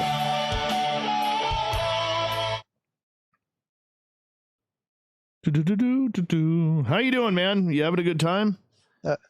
Oh yeah, it's moving quickly. It does go quickly. Yeah, you carry it along, and it's good. I don't know, and it seems like there's never enough time, to talk about all these things. Yeah. So, but how many people are listening on Facebook? None on Facebook. We have one small group. We got 32 live right now on YouTube. I can't tell you. Oh, I meant YouTube. I thought Facebook. Yeah, 32 live on YouTube. That's our biggest chat room right now. Yeah, well, that's not bad. Yeah, I find it very interesting since we never put our recorded shows on any podcast platforms before last year. And boy, that was a mistake. We finally did, and the holy mackerel! You know how it is. You got 54 countries, and everybody's hadn't heard of you before, or had and couldn't listen to the live show. So we have a really nice station manager who, gives us actually buys the show from us, so it's not like he owns it, but he's very generous with the production.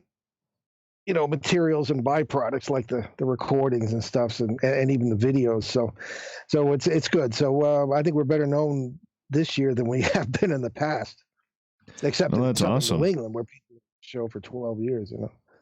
So it's a good thing. They run all the podcast platforms, and interesting comments on YouTube channel. And one comment, Ben said, "Dad, you're not going to believe this. You're going to see this comment." And someone who said it's nice. It was some show from 2010 they were listening. It's nice of him to include his son, but the young man has zero personality. So we roared over that. We thought, what are you talking about? Weirdos. Some schmuck, Weirdos. Exactly. So, but it was funny. But most of the comments are positive, and we appreciate that. We appreciate the criticism too. It helps us get better. I get it.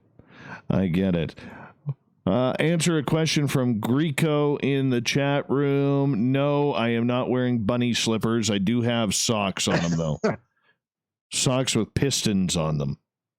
How's that? Socks with pistons. Like automotive pistons? Yeah, absolutely. Not firing in all cylinders? Oh, they're kind of in an X formation. So they're green and black. They're kind of cool. Cool. Oh, you see the picture. Well, I can't really. Paul, I'm fat. Okay, I can't just pick up my leg and show it to the camera, man. Well, we all get to a certain vintage, and we all have that issue. I'm at the age where you can have to work twice as hard to lose half as much. Oh, I know. But man, especially now, just.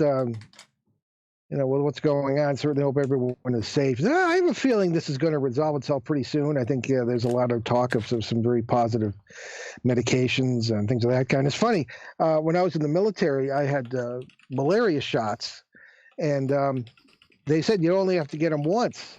So I said, I was going to say maybe I've got some antibodies. I don't know, but I'm not out there anyway. When I'm not having some crazy adventure with Ben, I'm here in my lair, in my library, in my office, carrying on my journalism work, of which the paranormal is a part, and writing and doing all that kind of stuff. So I'm not out there anyway much.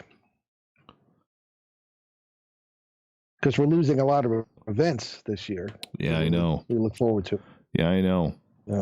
It's hold on one second here. No, Nick, I do not wear ankle socks with pom-poms. I'll leave that to you since you live in the Vancouver area.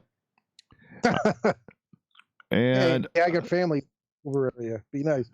So do I. No, I'm not wearing yoga pants. I'm wearing my pajama bottoms today, to be blunt. I'm half Canadian, so watch. I'm full Canadian. Then you should get the sense of humor, man. You should get the sense of humor. Yeah, I suppose. Oh, man. Oh.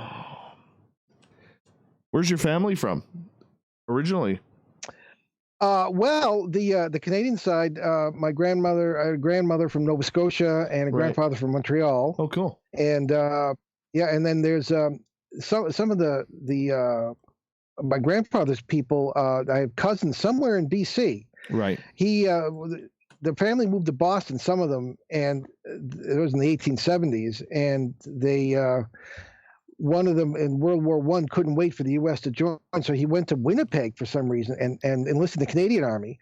Yeah. And he was gassed and settled in Saskatchewan, and then he moved to BC. And so I've got cousins in BC whom I don't know. That I have others I do from another side, but right. So I'm a proud half Canadian anyway. Well, we're glad to have you. We're glad to have you. That's great. But a lot of Canadians, especially with the Mayflower 400 coming up, who have New England roots.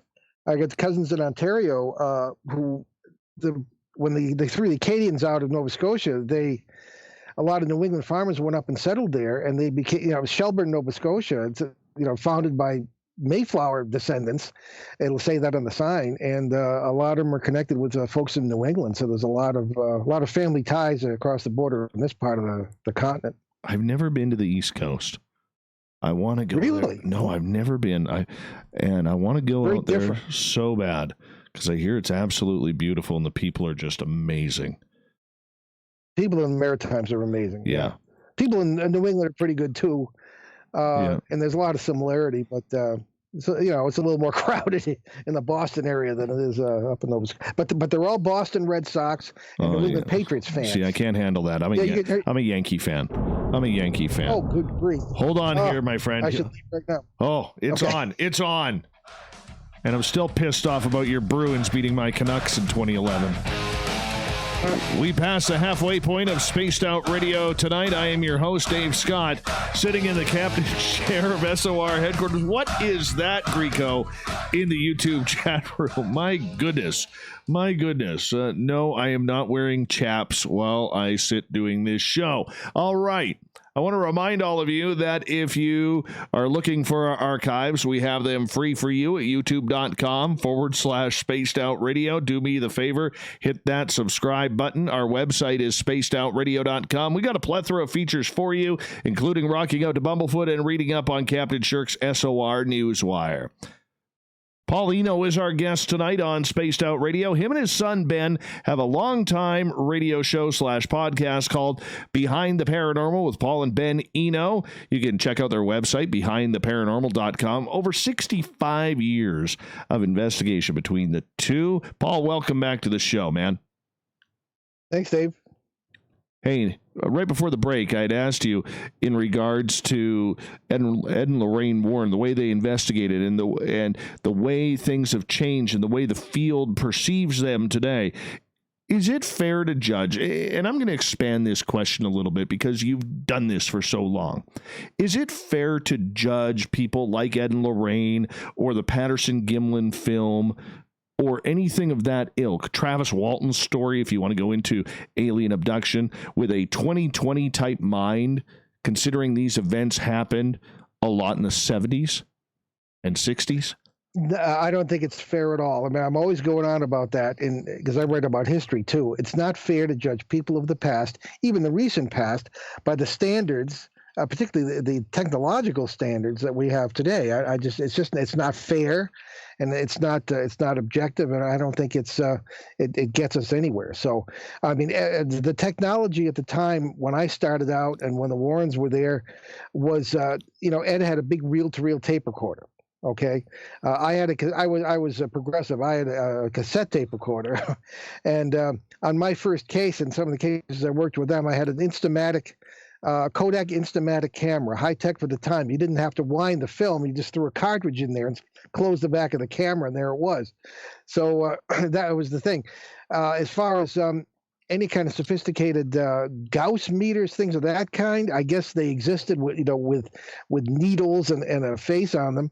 The first time I ran into that was in the actually late 70s, when an engineer friend of I was editor of a local newspaper in Rhode Island here, and the engineer friend said, you're talking about electrical fields, and then I didn't. By the end of the 70s, I was totally confused. I didn't know what was going on here because these things just didn't fit the old paradigm. And I was running into cases of people seeing ghosts of themselves, people walking in and seeing, it's just buildings that hadn't been there before, things of that kind. I said, this is far deeper than dead people.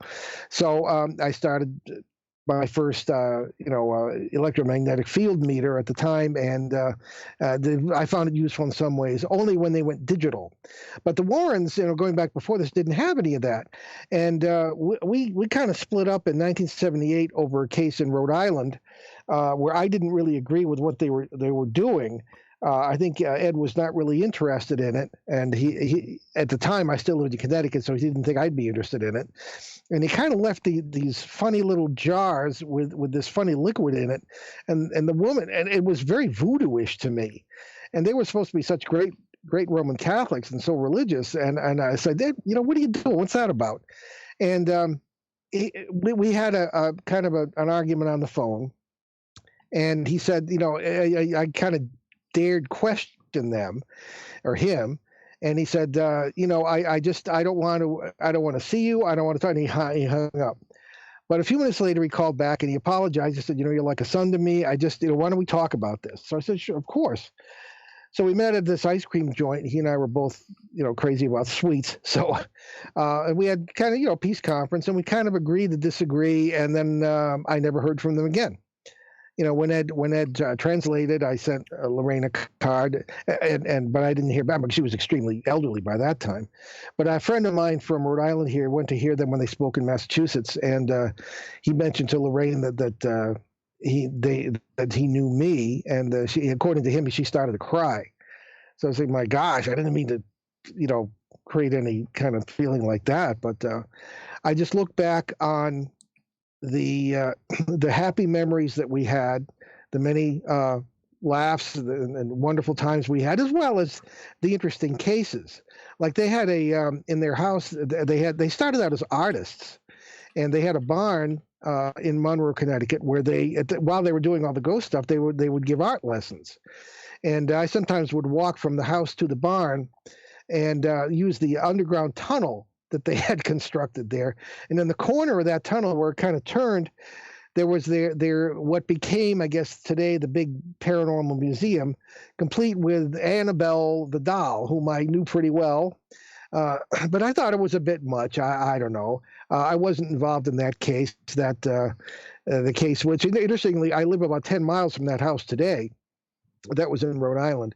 And that was in 72, just before, at 70, I guess on to 72, just before I met them. So I wasn't involved in that, but I heard all about it and that sort of thing. So I try to look back on the happy memories, and I kind of regret what happened, but I do have questions about the way they did things. I want to ask you in regards to a little bit change of a topic here, because you deal with everything. And we had a gentleman named Kawani Lapsaritis on the show last night, and I know you have written about Bigfoot. You ever been hit on by a female Bigfoot? Because Kawani says he had a female Bigfoot want to hit on him and make sweet love to him in the forest. And I'm not even asking this jokingly. This is exactly what he quoted last night. Do you ever had that happen, Paul? Well, Dave, I must say I have not been close enough for that to have been a possibility. I had two possible encounters.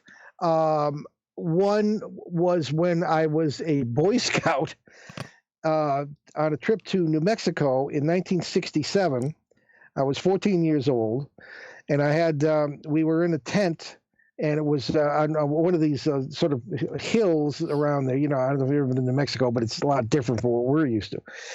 And a very, very large wilderness area. And I woke up, and there was one other kid in the tent with me, and they were old time canvas tents. They didn't have any floors or anything. And we heard something huge walking outside, apparently on two legs, and kind of a snuffling sound. And I, having insatiable curiosity and asking a lot of questions, I kind of got up out of the sleeping bag, and I was going to pull, and the other kid said, "Don't you dare!" And I wish I had looked out, but he was terrified. So I kind of got back in the sleeping bag, and then when we got up about an hour later, there were little holes dug all over the camp. There were maybe 5 tents. So something had been like digging for what? I don't know, grubs? I don't know. So it most likely was a bear, but it sounded like it was on 2 legs. So I didn't see anything then. Flash forward to September 16th, 2016. And we are investigating. It was our second trip to the Pennsylvania Triangle, as we call it. And this is a flap area. I can explain what that is. One of our terms we invented. And I was, we'd gotten a lot of photos of strange lights in the sky the previous May on our previous trip. And again, it was September 16, 2016. It was a Friday, brilliant moonlit night. And I was in my truck up in the highest field on this large tract of land. A gorgeous night, the moon, etc. And I had the cameras set up to look for stuff in the sky. Now, I ought to know, after all these years, that things never happen as you expect them to. So sure enough, something I'd been there for several hours, something about 11:15 at night grabbed my attention to the right. And I looked, and there was, the window on that side of the truck was shut because it was kind of chilly. And I remember the 2 huge legs and knees moving up and down, walking up this hill toward the center of this field. And I remember the head bowed as if it was looking for something. And I kind of did a double take, and I raised my infrared camera, shot through this cold window, of course, no heat signature. So I went to get out of the truck as quietly as I could, and my phone rings. It was my wife, closest I ever came to divorce, I'll tell you.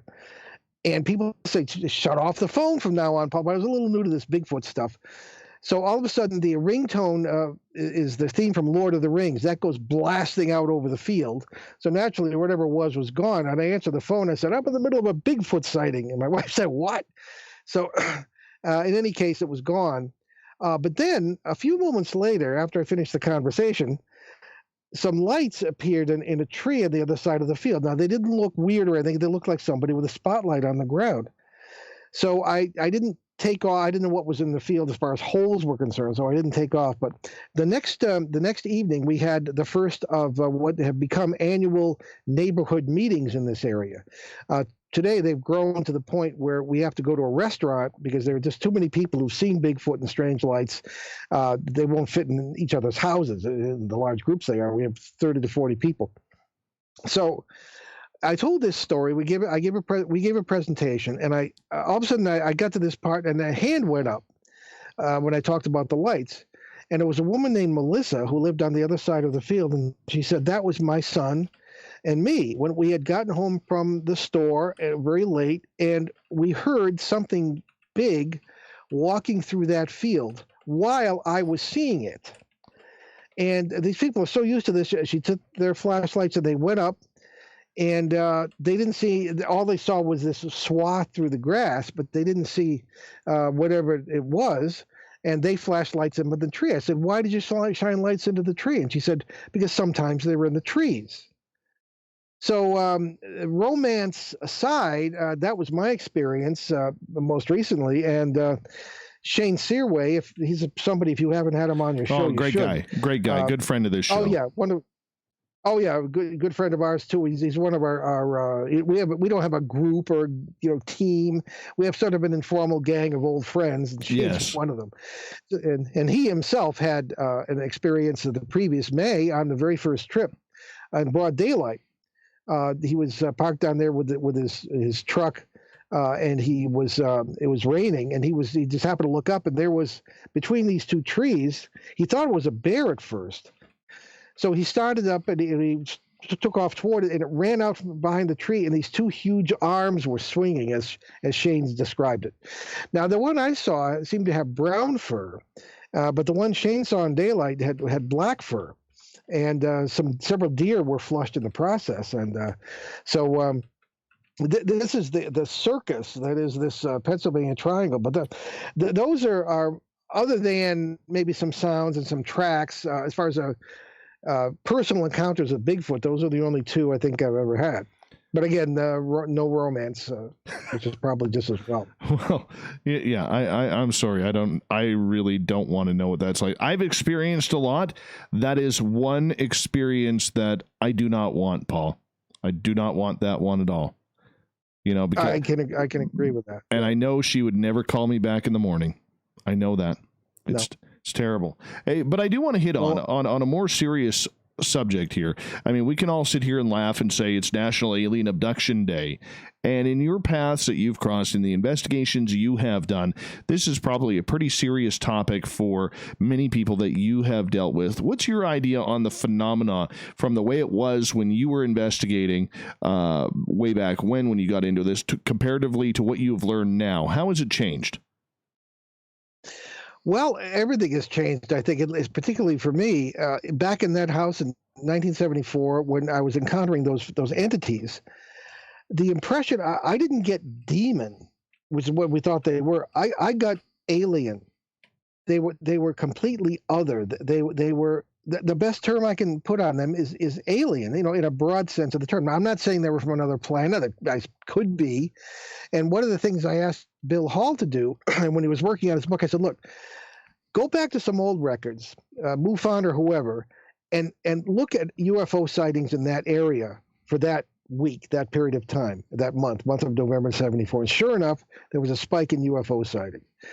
And I said, look at other houses in the area. Did they have any problems? Sure enough, they did. But at the time, it was one house, one family, and we didn't even look in the yard, out in the back. And I learned that is a big mistake. And I think that really things expand greatly when you look outside, if you pardon the cliche, outside the box. So by the end of the 70s, I was suspecting that these things were a lot bigger and affecting a lot more people and places than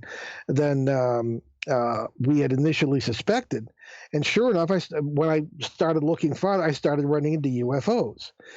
And I realized, and I think it's still correct, that in our paradigm, we place labels on phenomena that we can understand, but that may not do justice at all to the depth or the true reality of these phenomena.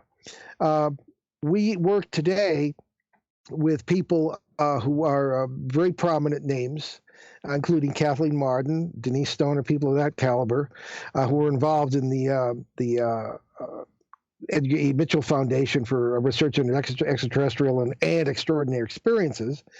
And they said, well, we were investigating from the other end. We were investigating UFOs and abduction cases, and people started all of a sudden having, not in every case, but started having quote unquote demonic phenomena occurring before, during, or after their abduction experience. So are the labels we are placing on these things accurate? I don't think so. I think the label we place on things depends on our experience of it. If you're standing in a field, Dave, and you see some kind of weird creature or a blob flash past you, and there's a light in the sky, aha, an alien. If you're in an old house and you see the go by, aha, a ghost. Well, it could be one or the other, or it could be neither. And this is why we try to embrace the whole area we're investigating and to see if we can get anywhere that way. So, I think that things have changed to the point where many of these fields that were considered mutually exclusive are blending now. And I think a lot of people in the field are accepting that. And so you go to conferences, and you, particularly the ones we attend, and you'll hear stuff on exorcisms, and then what we do in our talks is we'll connect them with possession cases and abduction cases, because in 1973, even before I knew the Warrens, but I did work on this with them. We were involved in. I was at the seminary in Ogdensburg, New York, Wadhams Hall Seminary, at the college level. seminary, last 2 years, and there was a priest who worked there, who lived there at the seminary, but he didn't teach. I didn't know what he did. But one day he called me to his room and he said, "I understand you're working with Lorraine Warren." And I said, "Yes, Father, I am." And in the course of this, they came up at their own expense to all the way to Ogdensburg, New York, on the border with Ontario, and they gave a talk for the student body, which I thought was really nice of them. And Ed was closeted with this Father Lawrence. In my book, I call him Father Lawrence Wheeler because I don't know if his family would appreciate me blowing all this information. But he came out and said, I'd have him with me in any emergency at all, in any case. And Father Lawrence liked him too. But Father Lawrence called me into his room, and we, over the course of several conversations, he invited me to, he said he needed an assistant at the local state hospital. Now, he was ostensibly the Catholic chaplain at St. Lawrence State Hospital up the road from the seminary. But actually what he was doing, he was the diocesan exorcist for the Diocese of Ogdensburg, New York.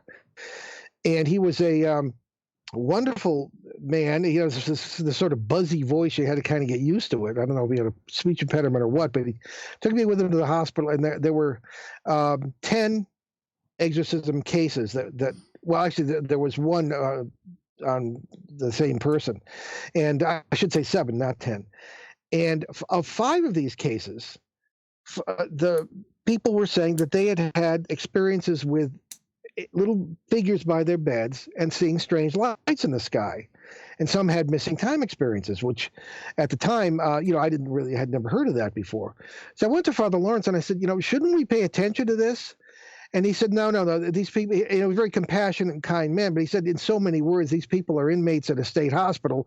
They're officially bonkers anyway, so don't pay any attention to that. So I wish we had, because again, you have what are called today crossover phenomena taking place, and the UFO people run into it, and so do we. I've been talking a lot to David Weatherly, John Tenney, and a few others about this over the last number of months. Do you believe that there is an imaginary thread that connects all of the fields together?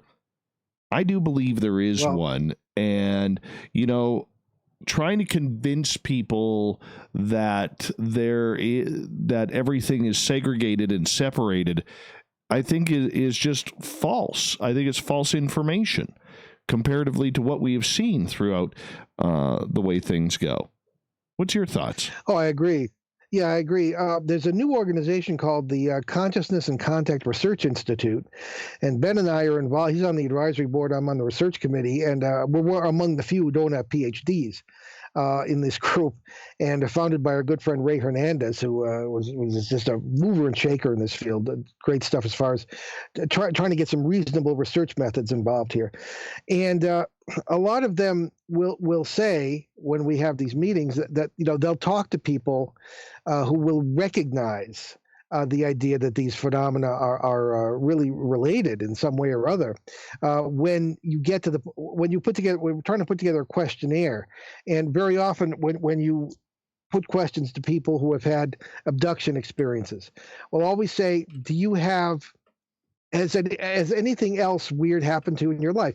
Yes, I lived in a haunted house, and I would see something trying to communicate with me, or I'd see these small figures or large figures or whatever. And very often there would be people who had seen cryptids. And now maybe this is coincidental, although I don't believe in coincidence, but there do seem to be some real correlations and a very real thread that runs among these phenomena. Yeah, and as we got about a minute to go here before we go to break, I think that's the new wave of what we are seeing. I think so too. And I think it's, as the weekend warriors continue to do their things in the forest, looking up in the stars, or running around to tourism places like Waverly Hills, I think they're missing the boat. I really do think they're missing the boat. I think so too. I like to think we brought Stan Friedman around a bit on this. Stan, a very, very nuts and bolts UFO guy, but he wrote the foreword to our book that Ben and I wrote together in 2016, Behind the Paranormal, Everything You Know Is Wrong, and he acknowledged that there's some new thinking going on here, and we were honored not only to have him write it, but to have him admit that maybe we had some kind of point, you know. So I think a lot of people are realizing that these crossover phenomena are something to be paid attention to. Well, that's something we're going to look at here coming up, because we got another half an hour with you tonight, Paul, and we're just going to go wherever it goes. We're going to go wherever it goes. We're having a lot of fun tonight. Paul Eno is our guest tonight on Spaced Out Radio. Now, this guy is a plethora of information. You can find all his books, everything on his website, behindtheparanormal.com, behindtheparanormal.com. Make sure you check that on out. We go into hour number 3 of Spaced Out Radio with Paul Eno, the SOR Newswire, and the Thought of the Dave. Hour 3 next. I'm having a lot of fun, man. A lot of fun tonight. Thought of the Dave. I like that. Yeah. Oh, I'm glad you are, Dave. Yeah, me too. I'm brilliant that way on little catchy things, you know. Oh, God, that one was so hard to think of.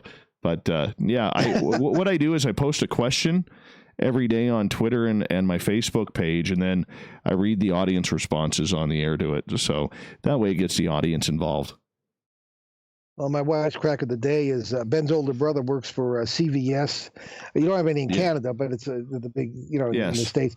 CVS, which is headquartered, believe it or not, is headquartered here in Woonsocket, Rhode Island. Right. And he works for corporate, and people are writing. Does Jonathan have any pull as far as getting toilet paper is concerned? I said, well, no, he doesn't. If he did, we'd be flush with toilet paper. So absolutely, my friend, I'm going to run my puppies outside one final time here. I'll be back in a couple of minutes. Okay, fair enough. So do your shopping by supporting the story you love. Get your Spaced Out Radio swag at the SOR Vault today.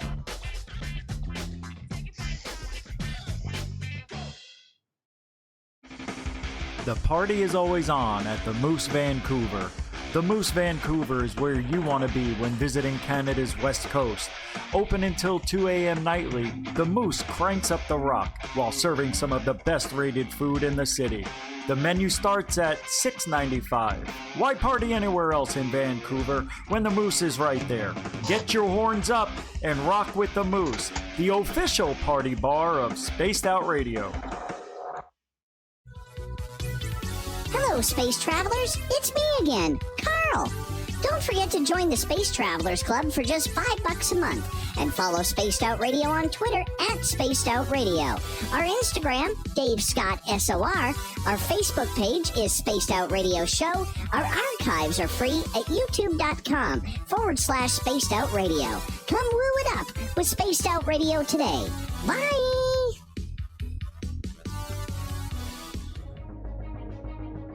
Hello everyone, this is Ryan Stacy from the Experiencer Support Association, otherwise known as TESSA.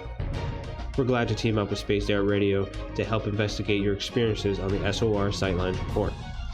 Together, we'll investigate the strange sightings and occurrences you've had. We're looking for answers just like you. So fill out a Sightlines Report on the Spaced Out Radio website and let's figure out what's going on together. Hey everyone, I'm John Edwards. And I'm Stacey Edwards. Together we're taking over Saturday nights on Spaced Out Radio, where we're going to bring our own experiences of the paranormal and talk to the best people we can find to help bring you answers to your strange tales. We're here to entertain your need for weekend woo! So tune us in at spacedoutradio.com starting at 9:06 Pacific, 12:06 a.m. Eastern, where we can all get a little spooky together. Spaced Out Saturday nights right here at spacedoutradio.com. We're adding to the entertainment online for Spaced Out Radio. I'm Amber Beckrud, and I want to invite you to subscribe to our YouTube channel and check out Cryptid Tales, where I will take you on a journey into some of the strangest legends and lore from around the world, relaying the stories to you of the strange creatures and experiences that people have had throughout time. You can find Cryptid Tales at youtube.com/Spaced Out Radio. And while you're there, don't forget to check out our free archives and leave a comment. See you there. We're taking Sunday nights out of this world on Spaced Out Radio. This is Michael W. Hall, also known as the Paranormal Lawyer. Together, we're going to go on an exciting journey into the unknown. I'm going to bring you some of the best interviews in the paranormal and supernatural to start your new week off on a freaky note. So tune in to Spaced Out Sundays with me, Michael W. Hall, only on spacedoutradio.com. We are scouring the world for the most intriguing stories of your day. Take the time to read up on the SOR Newswire, where our team, led by Captain Shirk, will deliver to you some of the best paranormal and supernatural news, along with some stories that will blow your mind from the weird to the wacky. It's the news outside the news that piques interest. All right, I'm back, and my that's friend. what we're looking to do. We got about 3 minutes. 3 minutes. Okay. What kind of dogs do you have? I have a purebred German Shepherd and a Shepherd mix. Never any luck with dogs. Cats. I don't have very much luck in dogs lasting 10 years. Oh. Well, this is the strangest thing you'll hear tonight, but I could tell you the lineage of our cats in my mother's family back to 1872. Oh, that's my goodness. extremely weird, I know. Okay, then. Crazy cat people. Yeah, we got one cat. My daughter rescued.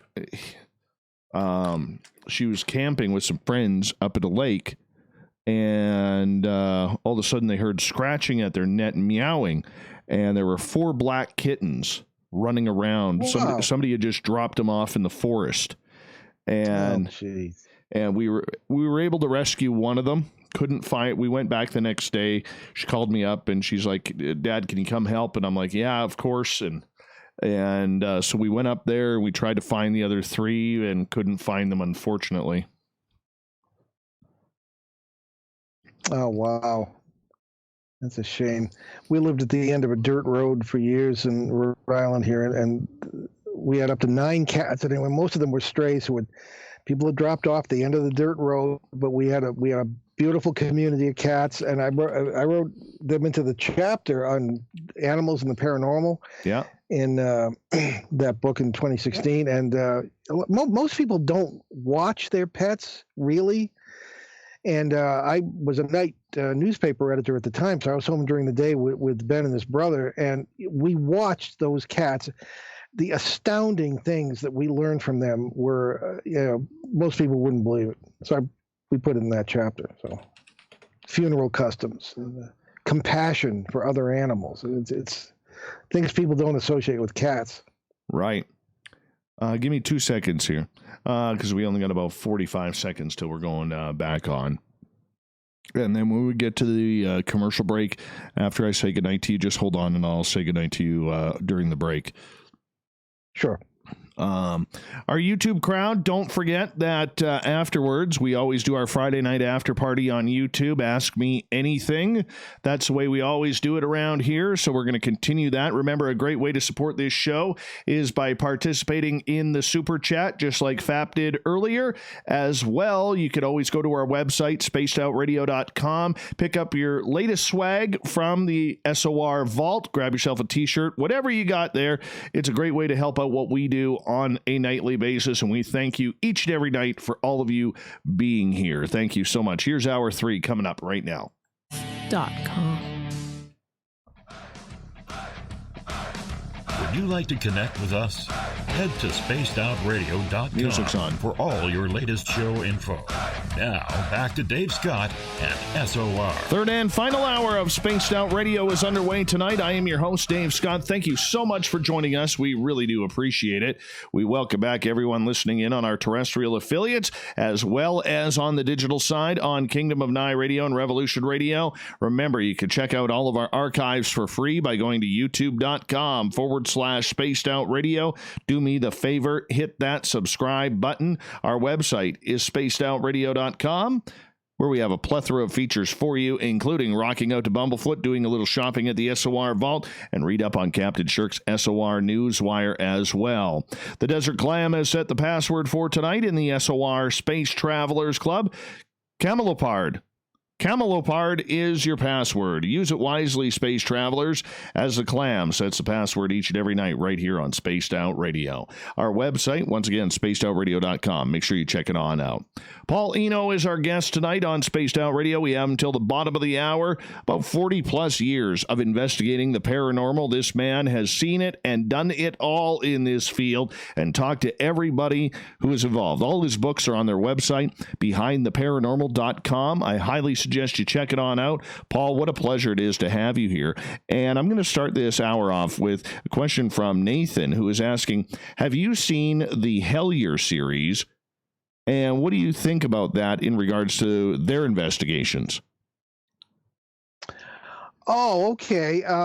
Thank you for your kind words, Dave. I appreciate that. It's great to be with you. Okay, the Hellier. I can't say I know the Newkirks very well, but we met last year at a conference we were both speaking at, and I have only just begun to watch it, so I can't, with any sort of intelligence, respond very fully to the question. But I don't know. There's a lot of I don't know. I just, the whole business with some of the dialogue and the approach. I don't know. I'm suspecting there's a lot of showmanship going on, but I don't want to be unfair because I want to watch the whole thing first. I could be wrong. Well, they started off obviously on looking for goblins in Kentucky, and it's since then taken kind of an occult type turn with synchronicities and numerology and everything like that. And it's funny because they're noticing as they go through it, everything that we just talked about right before the break about that invisible thread. So I'm not, if you haven't seen it all, I'm not going to continue with that because I don't want to scare you off from watching it, but you know, you're not going to scare me. True. All right. Greco has a question. He says, is it possible to talk about the paranormal without infusing religion in it at any point? It doesn't seem to enhance the paranormal field any. What's your thoughts? That's a very interesting question, especially coming out of a seminary background. And very often I'm on shows like this, and in the half hour, whether it's Coast or you or whatever, you know, there are people who always get upset that I don't embrace their religious beliefs because, you know, they figure I was in the seminary, so I should. Well, I don't think that that's the right approach. Most people don't understand their own religions. I think that many things in religion are like many things in the paranormal. I have labels on them, but reflect deeper realities. I think that you could say that the paranormal is the mother of both science and religion, which are supposed to be at such odds. I mean, that's only very recent, because among our remote ancestors, if there had been no questions to ask, no mysteries to be solved, why did my parent or my son die in the mouth of a saber-toothed cat? You know, something like that. These are real things that our ancestors faced, and I think that the idea of the mysteries, thinking that they were talking or to supernatural beings, which if the ancient astronaut thing is correct, that they certainly did think they were talking to supernatural beings or non-physical things. You know, a lot of the phenomena that happened to us in the context of that paradigm would bring religion into it. I think that the paranormal is relevant to everything. I think that the term religion is too narrowing. I think the idea of God, again, he, she, it, or them, or some sort of force or whatever you want to call it, personal or otherwise, is relevant to the paranormal because it may have brought the balance to the notions that we use in the paranormal. And what I'm saying is, like, in this multiple worlds theory, as Ben was explaining it, you have all possible possibilities existing if that theory is correct. So there are many worlds in which this terrible virus thing is not taking place. There are many worlds that are much more compatible. There are many worlds that are much worse. And so join that with the age-old question, why does God let bad things happen if God is good? Well, maybe that's the wrong question, and you can't get the right answer unless you ask the right question. Part of our idea is submitting the possibility for people to consider that maybe with all possibilities existing, there is a vast, complete elegance to the nature of creation, that all things are possible. And just because we don't see them, if it's not for our personal convenience or whatever particular world we happen to be limiting ourselves to at the time, right? That doesn't mean that God is bad or doesn't care or whatever. Maybe it does. Maybe God is learning along with the rest of us, and maybe God is all of us. I'm very much into the pantheistic thing, which would make some of my old seminary professors faint, but I think that's a real possibility. I think we'd be open-minded to this, and religion may give meaning. Maybe not religion, because as I say, that means all the stuff that's bad, but I think that faith or open-mindedness to a Godhead, regardless of what that may be, would give the paranormal meaning and a reason for why it is the way it is. I just feel that's it fills out the depth of the whole paranormal experience and awareness, to me anyway. Okay, so where do you see the paranormal field heading? Well, I mean, outside of the television, because I think we have a way too romantic of a look at the paranormal because of what we see on television. I don't think what we're seeing is very real. I don't think what we're seeing is very truthful to what a lot of people are experiencing. And I'm just wondering what your thoughts are on this. Where do you see it going? Well, in many ways, I see it going in a good direction. Precisely the things we talked about today, Dave, were about expanding the field, expanding the mind to embrace many different areas of the paranormal that may be related to the point where they can teach us what the processes, some of the processes at least are, or as Ben mentioned, the undiscovered science, as our friend Mark D'Antonio says. I think that is good. Remember that when you are watching the TV reality shows, this is entertainment. It's not science. And when it comes to science, I think there are just as many problems in science as there are in paranormal research, because there is the same kind of narrowness. There are politics. Although with the science, you've got who gets the grants, and whoever gives the grants often gets to call the shots. There's just as many problems in science as there are in the paranormal. However, science brings a certain, as I mentioned, disciplined thinking to what one is going through. That being said, one wonders if science is actually up to this, because it's, as Ben mentioned, a materialistic pursuit. It assumes, everybody assumes, the paranormal realm and the scientific, everybody has assumptions that this is a materialistic paradigm and that the paranormal can somehow be made to fit that. I don't think that's true. And I think other than in branches of science such as transpersonal psychology and quantum physics, which a lot of mainstream scientists and other fields are very skeptical about, I think that we may be dealing with a problem of acceptance and open-mindedness among the sciences. For example, one of the producers for our show lives in New York, and she is the wife of one of the most eminent behavioral scientists in the world. And she herself, full-time, is a behavioral scientist.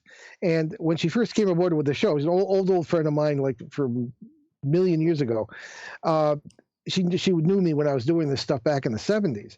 It was she was very skeptical about it, but as she has come to learn, I think that she's become more open-minded and realizing that scientists don't talk to each other enough, that there are interdisciplinary factors in these fields that really need to be addressed and that really need to be boned up on by scientists in fields that may be related. How is behavioral science related? Well, she's very useful when we deal with witnesses in cases where we have, what's the background of the person, what's going on in their life when they're seeing this. I mean, that's very helpful. Also, in bringing some discipline to the data gathering that we try and do now in these flap areas. I mean, we've been working on the case in Connecticut for 15 years. And we're still going through police reports and all kinds of other things because there are public changes in behavior, at least what appear to be. There was military activity. So you have to bring all kinds of things together. And science is an important part of that, and scientific methods as well. But the actual scientific method, experiment, theory, and then law later, is that good enough? Is this outside of that kind of science? Is the materialism that it assumes any good when it comes to getting to the bottom of the paranormal? So these are all things that I think will be addressed as we move forward. And I think it's all good. The more questions we ask and the more answers we seek, I think the better off we'll be. Well, and that's the big thing that we need to look out for. We need to all come together on terms and try and figure out how we could do it together, how we could work together. You know, this whole paranormal unity thing, which I think is a farce, but, you know, that's for another discussion at another time. Yeah. Greco is asking, can you explain the paranormal? I already asked that, man. I already asked that. Can you explain the paranormal without religion? We just got into that, man. You can't put that question in there twice. You can explain anything. Yeah. You can explain anything Yeah. without religion. You can explain anything with a religion. I mean, imagine all the people living life, John Lennon there. Anyways, moving on here. So we only got about 9.5 minutes left with you as this moves forward. When you look at 2020 and you look at everything that has happened, you know, the last couple of years have really been the year of the UFO and really separating the term UAP or UFO from alien. Do you see the year of the UFO kind of coming to an end and something else taking over, whether it's Bigfoot, Dogman, paranormal coming back into popularity, or do you see this continuing because the government is involved and the government has spoken about this, even though they've only given us tidbits? Yeah, I don't know. I think that the year of the UFO may turn into the decade of the UFO, and I don't know if that's necessarily good. I'm often on panels, Ben and I both, at conferences, and the question of disclosure comes up. You know, the government sort of spilling the beans and everything it knows. And various colleagues will speak learnedly about how, yes, disclosure is coming. They're not going to be able to help it. But they'll get to me, and I'll say, show of hands, who here believes what the government says? And everybody kind of groans, you know. I think to expect disclosure from the government is naive. I think people, and you know, having been in the military, I mean, I can tell you there's certainly there is no government. I mean, there is as a monolith. There are various agencies, half of which don't know what the other ones are doing, and all of whom are concerned about their turf, and that's true within the military services too. I know it's true in this country, and it's true in Canada as well, and because they all work together, and it can be a circus. So I don't expect any information that, if it is released, to be either accurate or complete. There will be somebody's agenda in there somewhere. So I'm not optimistic about disclosure. However, I am optimistic about people's continued interest in UFOs. The Navy films that were released, I found were very interesting. However, and I'd like to know how much the Italian company that makes Tic Tacs paid them to keep referring to it as a Tic Tac UFO. I think that's cute. However, I should say that in our last few minutes here, last May, in the dear old Pennsylvania Triangle, like mere yards from where, or meters, I should say, in your parlance, from where I had my Bigfoot experience in 2016, Shane Searway, Chuck Credo, Alexander Petikoff, and myself, plus the owners of the home who were so gracious when we come down to put us up to research that area, had the UFO experience of a lifetime. We happened to see, and I got the whole thing on video, a craft, it looked like a craft, hovering above sort of this moving cloud that looked like something not so, I don't know, it was just like a scientist's conception of a white hole. Everybody sort of black holes, that suck things in, but there are white holes supposedly that spew material out, presumably from parallel universes. So they're moving through the sky. We got almost 3 minutes of it on video, and MUFON tells us it is at least Mark D'Antonio from MUFON, who was supposed to be there with us but couldn't make it, kicking himself, said that it's the best, one of the two best UFO videos that he had ever seen. And he's a killjoy when it comes to this stuff, if you know him. And excuse me, if people want to see that, they can go to there's a link to it on the Behind the Paranormal website of the archives. There's a video that's on the website of our radio station, and the May 26th, 2019 show, it was the video of it. We did a 2-hour special on location, and you can see the video in the first 15 minutes if people want to see that. But yeah, that's not the last that you've heard of that video. So I think the UFO fascination is going to continue, and I hope it's not used against us somehow. All right. Star is asking, what's your thoughts then about the Space Force? Just another military branch, or do you think they're hiding something fun? Well, I love how that's put. Well, first of all, a lot of people in this country, this Space Force, kind of dumb thing is that, but there are U.S. And Canada and a lot of other countries have billions and billions of dollars worth of assets there, and it really isn't protected as adequately as it should be. Now, I can't see, Starship zooming about fighting the Klingons, but I can see what Trump is trying to do here, bringing together existing areas of say, like the North American Aerospace Defense Command, and the Air Force in this country has an aerospace component as well, bringing together existing parts of this. Now, you'll notice that it's not a separate service, at least as it's been explained to me. It's part of the Air Force. So really, it's just giving a name to a bunch of things that already exist, but bringing them under one umbrella. I was in the U.S. Coast Guard, which is a separate service, but it's during wartime, it's part of the U.S. Navy. And the Marine Corps is part of the U.S. Navy. So you got a lot of redundancy here with the Navy, with its own Army and Air Force. Canada doesn't have that. It's nice and simple, although they've gone back to 3 services. But in any case, I think that we've got, I think it's a good idea. And it's countering the moves of other. I think the only secrets involved would be what other nations are doing in space. Whether there are bases on the moon or a secret space program, Vandenberg Air Force Base, you've got launch sites, things of that kind. Yeah, they very, very, very well may be. I don't know for sure, but I think that there may be something to it. But the Space Force itself seems to be a very practical and sensible step to take as we move deeper into the 21st century. Do you think they are hiding a secret space program, or this could be, the signs that we get some information out of that? Well, the thing is, when people would say, well, the moon voyages were fake and all this, well, the people who would love to have said that would be the Soviets, but they acknowledge that they tracked the various Apollo craft to the moon and back. Now, unless they're in on it. But I mean, I've never been a conspiracy theorist, but in a way, I think I'm getting there. So there may be there are all sorts of things that are going on that we don't know about. I think the public knows about 10% of what's going on. And I had a clearance. It wasn't very high, but you have a security clearance. It's core mission and need to know only. So it's not like if you have a clearance, you know everything. Of course not. It's specific to a certain time and place and whatever you happen to be working on. Excuse me. So I think that I'll be just as surprised as anyone else when things are revealed. We do hear things. We have our contacts with the intelligence community exist, but they're primarily about certain addresses where we think funny things are going on with regard to flap areas, certain, locate farms and things of this kind where there seems to be suspicious activity, excavation, things of that kind. So we don't really get into any kind of secret space program as far as that level is concerned. We've only got about 2 minutes left with you tonight, and this is a show that has flown on by. I got to ask you this before we let you go.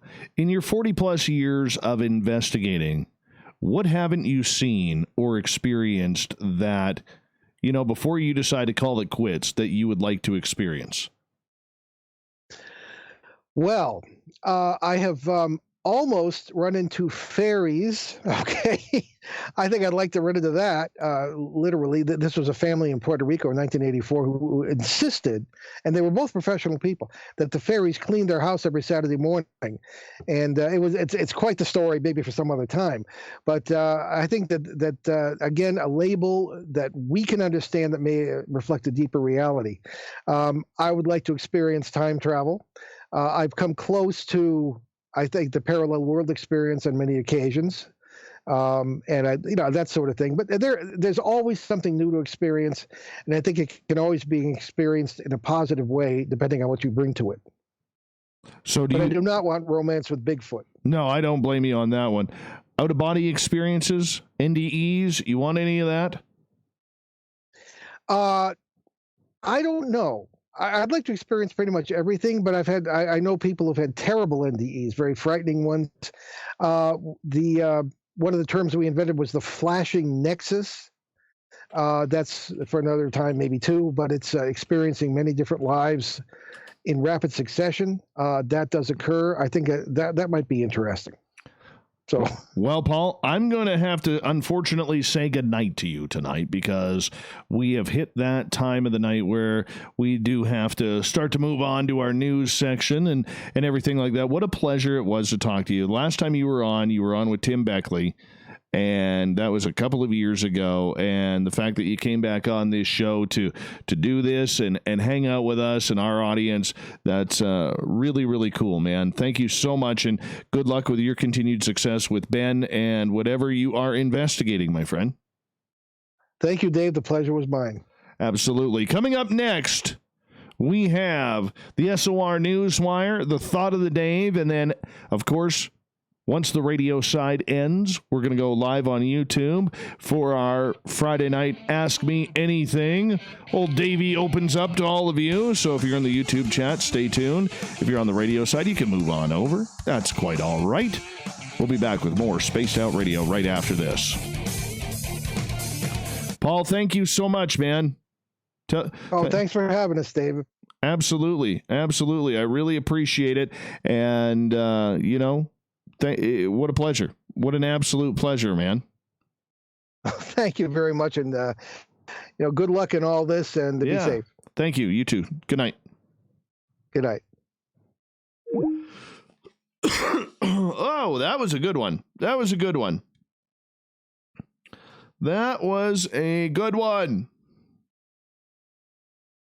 He's a good storyteller.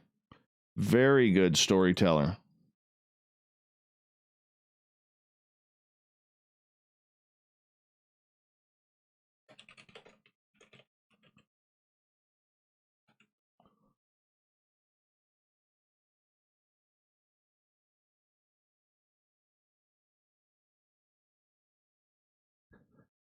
What's happening, guys? Can you fart during astral projecting? And does it smell worse? Greco, what are you on tonight, man? What are you on tonight? That is awesome. That is awesome. I wonder. Ooh, questions for Dave after this. Yay! Yeah, we get to talk to Dave in here. Absolutely, we do. What is love? Baby, don't hurt me. Don't hurt me no more.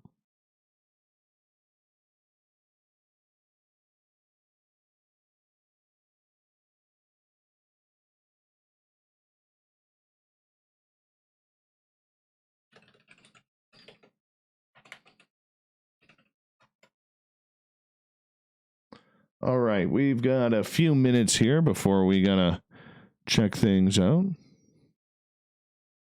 Never heard about ferries in Puerto Rico before. Ferries are everywhere. You know, in my area, which is really weird, most people here have fairy gardens.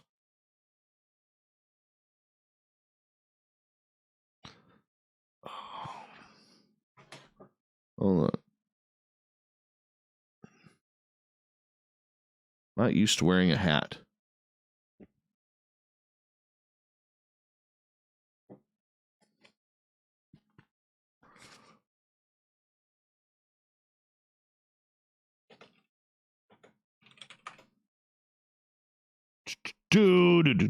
I need some metal.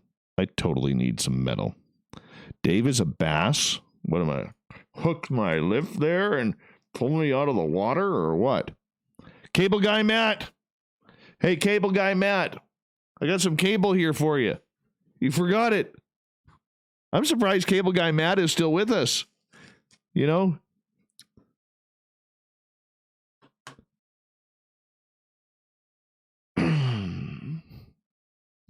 Cable guy Matt is good people. One of these days, I'm gonna invite him over for a live show, and I'm gonna Dave does not wear a wig. Cable Guy Matt, where are you getting that from? That's terrible. That's terrible.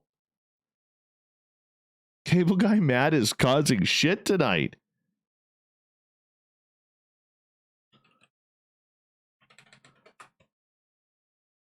Cable Guy Matt. And here I was talking good things about you, that I was going to invite you over to the show and you could hang out during the live stream here and people could see who Cable Guy Matt is. And then you go and drop that I wear a wig. Wow. Considering you're the guy with the mullet.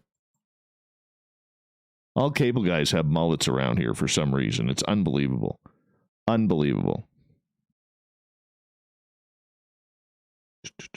Cable Guy Matt.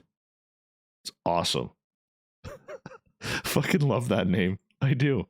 I don't know why. I just do.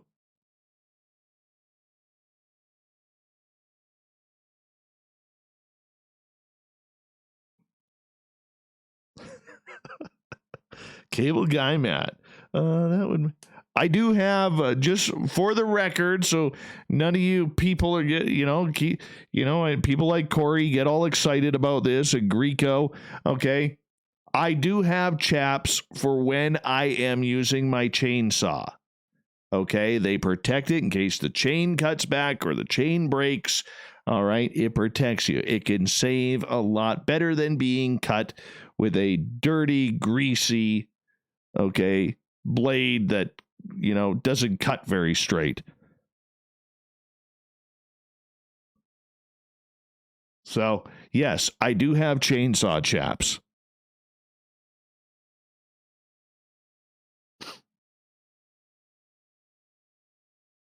All right, we got less than 90 seconds here. Dirty bastards, all of you. Perverted minds. Perverted minds. That's what you are.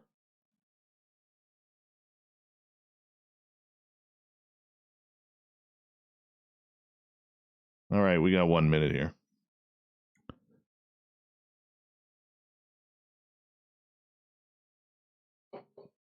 Chainsaw chaps, yes. Chainsaw chaps.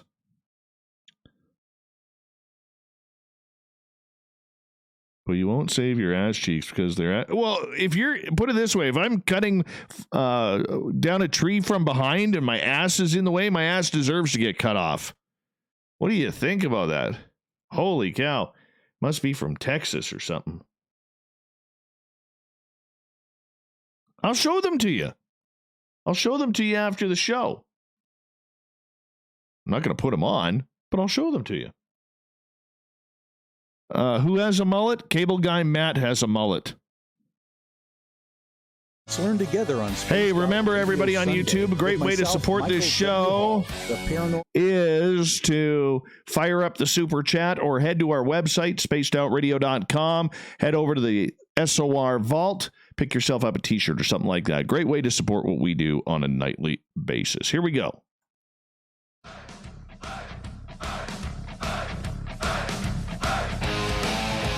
We've rounded third. We're heading for home tonight on Spaced Out Radio.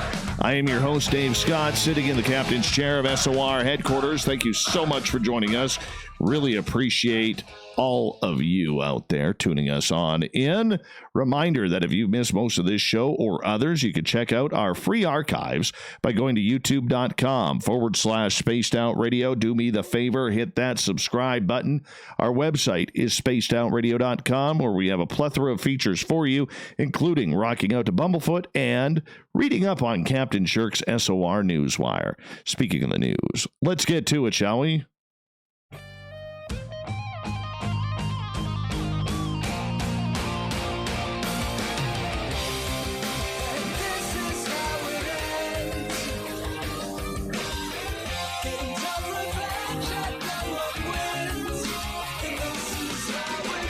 The news is always changing, which is why we bring you the SOR Newswire, the back end of every show where we get to the weird, the wacky.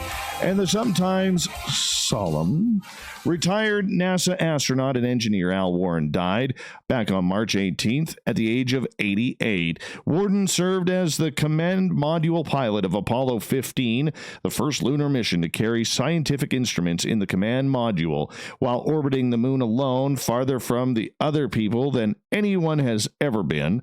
Warren mapped out a quarter of the lunar surface, measured the composition of lunar rocks from space, picked out a landing site for the final Apollo mission, and launched a miniature satellite into lunar orbit to study the moon's gravity and magnetic field. He said, "As I was growing up, aviation was not really something that I was foremost in my mind. Instead, two things were the foremost in a young Warden's mind: the work of running his family's small Michigan farm and finding a career that would take him somewhere else.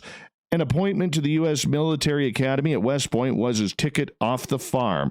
Warden was determined to become an Army officer and lead troops into battle. By his senior year at West Point, he still hadn't given any thought about flying, but two instructors in his senior year convinced Warden to take his commission in the U.S. Air Force instead of the Army. Not because I wanted to fly," he said, "but because I thought the promotions would be quicker there. I decided to give flying a chance. I never really had any interest in it up until then."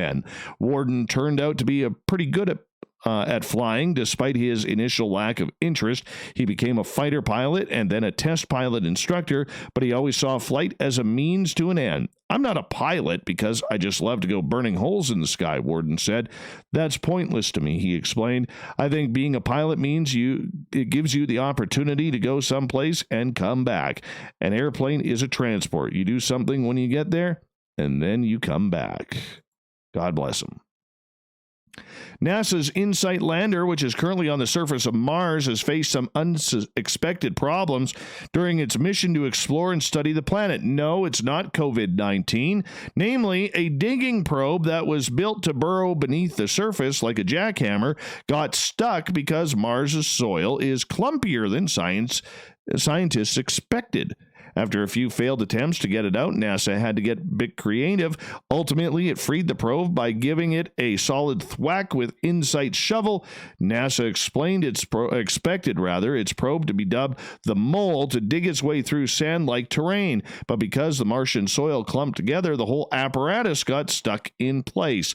Programming InSight's robotic arm to land down on the Mole was a risky last resort maneuver, because it risked damage to fragile parts and communication lines that were attached nearby. Thankfully, engineers spent a few months practicing in simulations before they made a real attempt, with tentative results that the Mole is working again. NASA hopes again to task it with burrowing beneath the surface of Mars. General Motors, Ford, and Tesla say they are prepared to help manufacture ventilators as the U.S. faces a critical shortage amid the coronavirus outbreak. The automakers responded to the call despite announcing that their plants were being closed due to workers concerned about exposure to the deadly virus. Fiat Chrysler and its sibling Ferrari are also in talks with the nation's biggest ventilator manufacturer to help boost production of the life-saving machines that are urgently needed in the coronavirus crisis. Company officials have said, the effort was underway to lend support to Italy, the epicenter of the pandemic, and where its government has embarked on a big expansion of the number of intensive care beds, many of which will require ventilators to keep patients alive by taking over breathing functions. It's not clear if Fiat Chrysler would extend its support in the U.S. A spokesman for Fiat Chrysler was not immediately available for comment. The coronavirus has been confirmed in 14,306 cases and blamed in 211 deaths in the United States so far. GM Chief Executive Mary Barra says she spoke to White House economic advisor Larry Kudlow about the issue after the Detroit automaker announced it would suspend North American production through March 30th. Kudlow said that... Really? Oh, pardon me. Kudlow said that he had spoken to one automaker looking at producing ventilators. GM spokeswoman Janine Ginnivan has said the automaker is working to help find solutions for the nation during this difficult time and has offered help. And we are already studying on how we can potentially support production of medical equipment like ventilators. Ford, by the way, says it stands by and stands ready to help the administration in any way they can, including the possibility of producing ventilators and other equipment. They say we have the preliminary discussions with the U.S. government and are looking into the feasibility. Meanwhile, Tesla's Elon Musk has offered to help produce more ventilators if the U.S. runs out. The CEO of SpaceX said to his Twitter followers, if there is a shortage, he would step in to make ventilators so patients in intensive care can breathe as their bodies battle against the illness. We will make ventilators if there's a shortage, he says. This is despite Tesla's California Fremont factory facing imminent closure as part of an industry-wide shutdown to allow workers into isolation. Don't worry, San Francisco. Your hippie lettuce is safe. One company rushed to expand its delivery fleet. Another has seen sales triple. The global coronavirus pandemic has left millions of people locked out of bars, restaurants, and theaters, but it's been an unexpected boost for the marijuana shops. Yeah, pot users in the nation's largest legal pot shop, California, and elsewhere are buying on a binge as they stock up for potential quarantines or simply light up in search of relief during anxious times and government lockdowns. New York, San Francisco, and Palm Springs, California, are among the cities labeling dispensaries as essential businesses that can remain open during the virus lockdowns, in some cases with limitations. Sales increases are also being witnessed in Colorado and Washington, according to cannabis data company Headset. Dispensaries, meanwhile, have been quick to accommodate virus-wary customers, boosting delivery and pickup options. In California, the online delivery marketplace Ease said order volume jumped 38% on Monday compared to its annual average, and deliveries overall saw an identical jump. Deliveries to the first-time customers, though, spiked 50%. Wow. That's a lot of pot. Glasshouse Group CEO Kyle Kazan bought several Priuses. Oh, yeah. Why buy a Prius?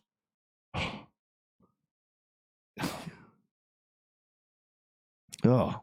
Bought the ugliest car on the market to put more delivery vehicles on the road to keep up with demand, with many consumers reluctant to go out for fear of getting sick, practicing social distancing, or being ordered to stay inside by government. We are going to have to bring the store to them, said Kazan, whose company includes a cultivation arm and 4 California dispensaries. It's not much different than the Amazon, he said.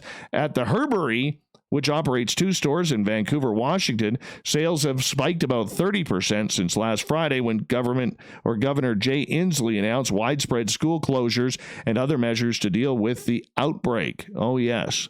Yes, it's a sign of the times. A woman accused of stealing a taxi in Scottsdale, Arizona, and then biting an off-duty Maricopa County Sheriff's deputy on the arm after she was arrested. Yeah, police say Sierra Letitia Enns is now facing charges. A good Mennonite girl like doing that? Come on.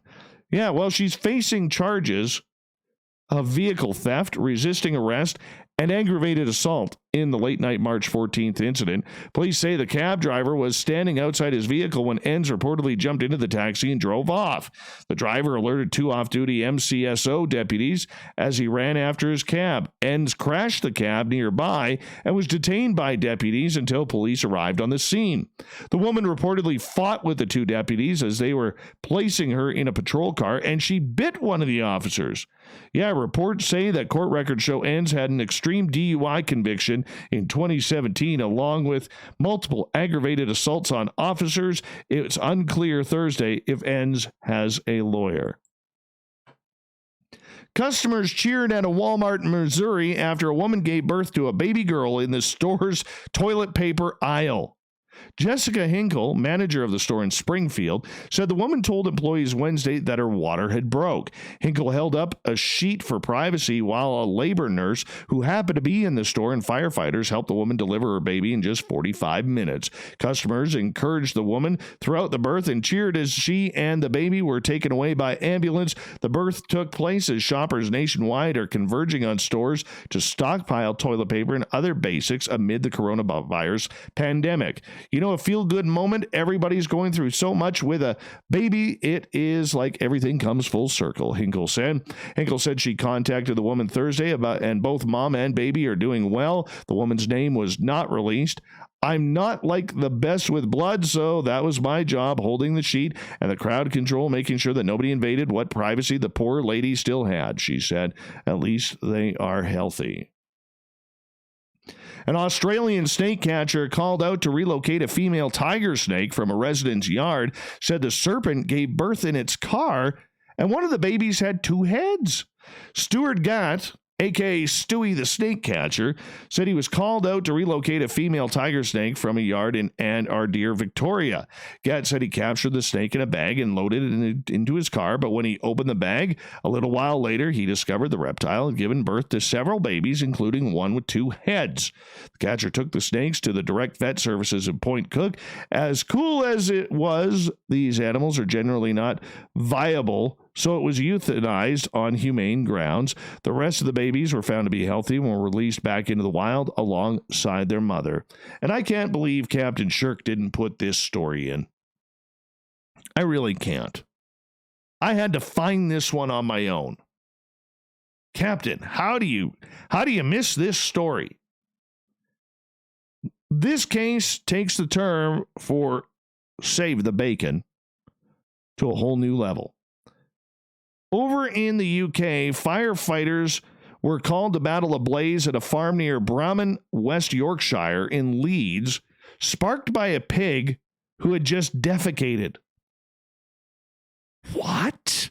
As Captain Shirk would say, what? The fire service said the crews found 4 pig pens engulfed in flames on Saturday afternoon when they arrived at the farm. Apparently, one of the pigs had eaten a battery-operated pedometer, which later blew up after the pig took a dump. You can't make this stuff up. This is beautiful news. Firefighters believe the copper from the pedometer's batteries negatively reacted with the pig poo-poos and dry hay, causing a fire to start. Should be an oink, not a tweet, North Yorkshire Fire and Rescue Service stated on Twitter. A hose reel was used to extinguish the fire and save the bacon.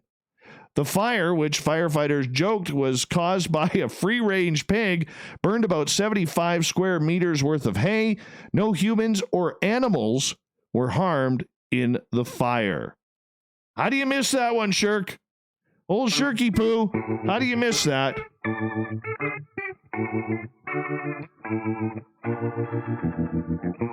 Where's my clown, Marty? Is there a clown today? Thought of the Day happens every night at this time, where we ask for a question on Facebook and Twitter. And then we read your responses on the air because, well, we love the audience participation around here. Today's Thought of the Day is as follows.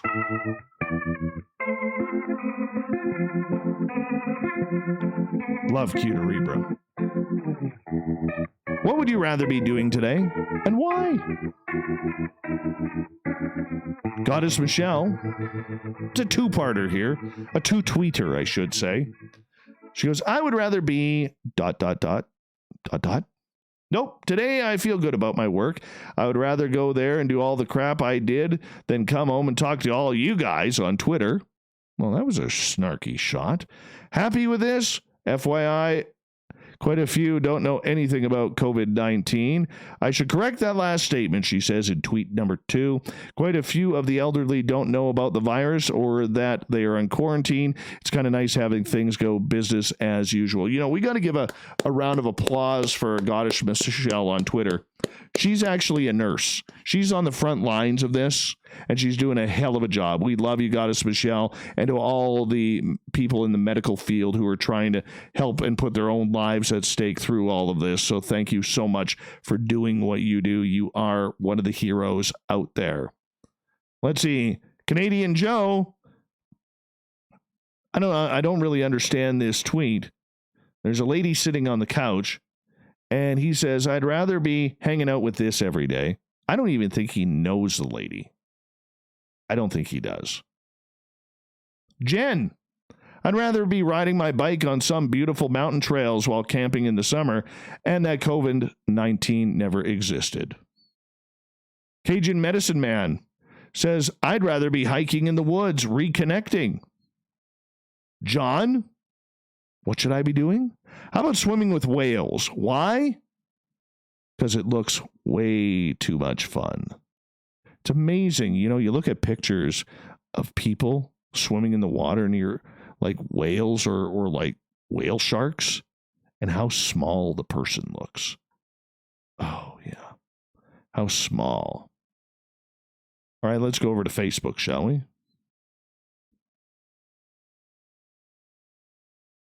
Bobby, as juvenile as it sounds, I'd rather be playing an MMORPG. I have no idea what that is. Game right now because it is a way to socially interact without being physically present. See, I play the Wolf game online. Wolf Simulator. Yeah, if you can figure me out on there, come say hi. By the way, my wolf is like a level 40.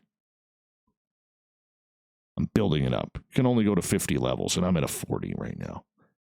My son and I play all the time. Joel's got fantastic hair, very high and tight. He goes, I would rather be brushing your beautiful hair, Dave. Don't blame you, Joel. I had a good brushing today.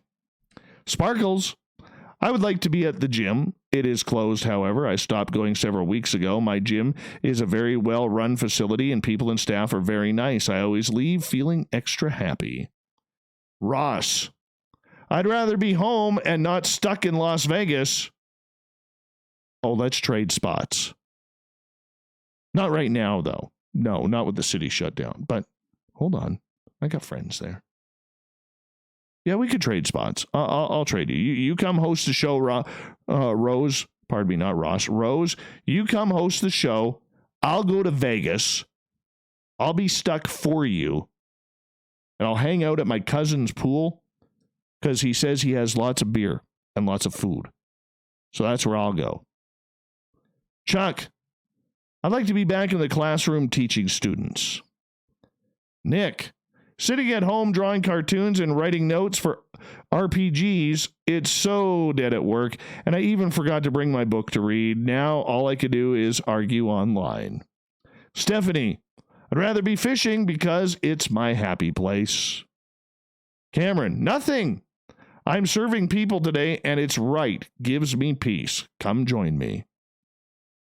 Park, I'd rather be golfing with Norm Macdonald today. Then we will find out they're closed because of the flu. So we watch Battlefield Earth instead, the worst, best movie of all time. And Norm does all the dialogue for John Travolta, and I would do the same for Forrest Whitaker. That would be a great day. Whiskey, cheers. Olav, road tripping because I am bored. Kelly, listening to SOR and the hashtag Make Day Laugh crew giving it their best run. William, spending hour after hour after hour inside the hallowed halls of the research center within the UFO Museum at Roswell. Gabe, I'm doing it, brother, but I am sure I could be doing better things, but life's not that good to me. Captain Shirk, nothing. I'm doing what I love, and I am happy, content, and at peace. It's wonderful. Carrie Lynn, eating an amazing meal on a lake in the sun. Nikki gets the final word. Nope, nada. For me, that would be exactly what I was doing today, an entire day of psychic work. Thank you to everybody participating in the Thought of the Dave. We'll do it all again on Monday. And to Captain Shirk for wonderful news, even though she missed the pig story. Bad captain. Bad captain. And what else? What else? Oh, yeah. To Paul and Ben Eno for coming on in, sharing some great stories tonight. hanging on out, having a good time. We really do appreciate that. That was a lot of fun this week. Good week. Remember, right after we sign off, we're going live on YouTube, so you can hang out with us there for the AMA Ask Me Anything portion of the after party. YouTube.com/Spaced Out Radio. We got Mr. Ron Bumblefoot Thaw rocking in the background with Little Brother is Watching. Bumblefoot is the official music of Spaced Out Radio, rocking us in and out of every single show. Get your horns up for the guitar god himself. Special thanks to everybody this week listening in at work, at home, in your cars, wherever you may be. Special thanks to everybody participating in our chat rooms on LGAB, Revolution Radio, Spreaker, YouTube, Facebook, the SOR Space Travelers on our website, and all the snarkers and snarkettes on Twitter at #SpacedOutRadio. Remember, this show is copyright by Spaced Out Radio and SOR Media Ventures Limited. Thank you so much for making this so much fun, because together, my friends, we own the night, Mr. Bumblefoot. We need a favor. We need you to take us home.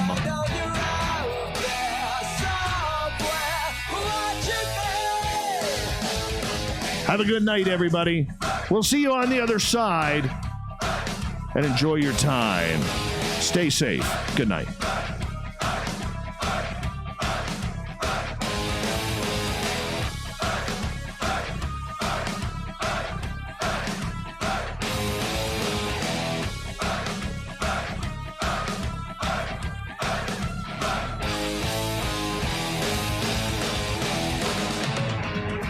Woo! Great show, everybody. Great show. Great week. Thanks. I'm done. Close that off. Don't need this anymore. Close that off. Leave that open because otherwise you can't hear me. All right. Let me just say goodnight to everybody. Thanks for a great night and week.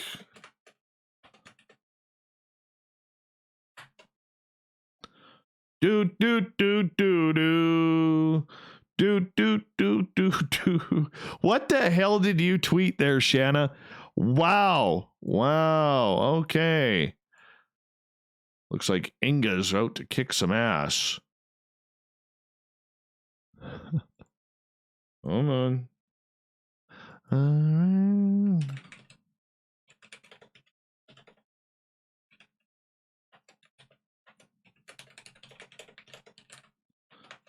Vinny Barbarino, how you doing? All right, there's that one. Do I need to say good night and see ya at YouTube? All right, close that out, close that out, close that out. All right, I think I'm not ready. Son of a... Do. Why am I wearing headphones? I don't even have to wear them right now. I don't understand why I'm doing this. There we go. Now I can see all you. Besides this awesome knee-bending commercial that I am watching right now. All right. Oh, take these off. Where did that little foam piece go? I have a little foam piece that I put my headphones on, and it, fell down. There we go. I really like my headphones. All right. I'm going to take a quick break here. You guys hold on. All right. We'll be right back in just a couple of seconds. And I'm going to go put my assless chaps on for you. So we'll be right back. Stay tuned. Give me 3 minutes.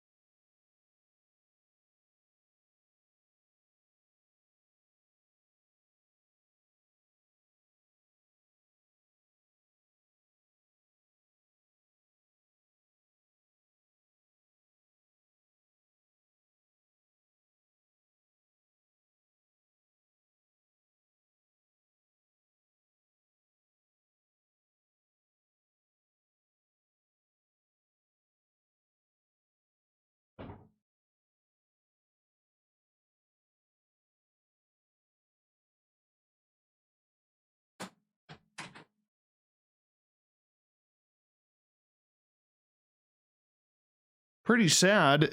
Just read this. I wish I would have seen it right before, but apparently Kenny Rogers has passed away.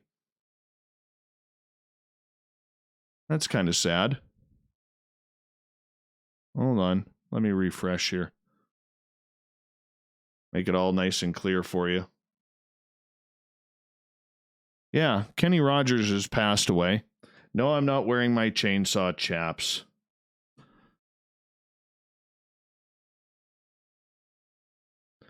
All right. Ask me anything.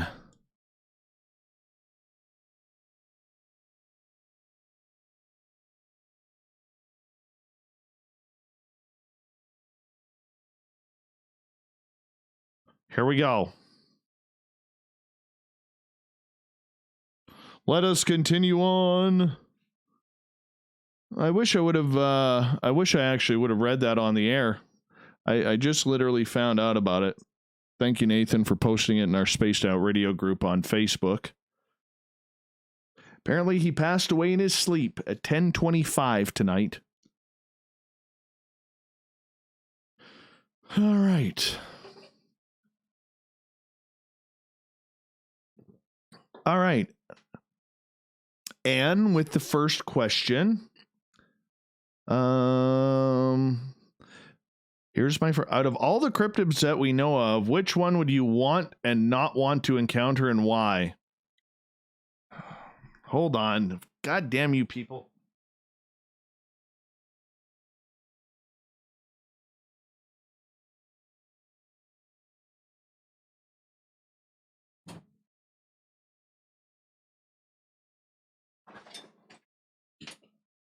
There. They're Husqvarna. Okay, they snap around the leg like so. There. Are you happy? Oh.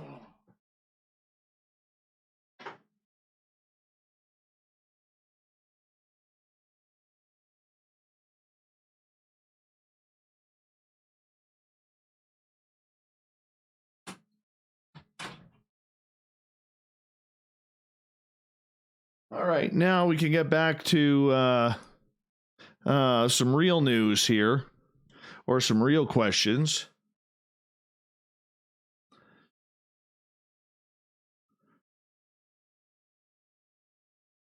All right, fine.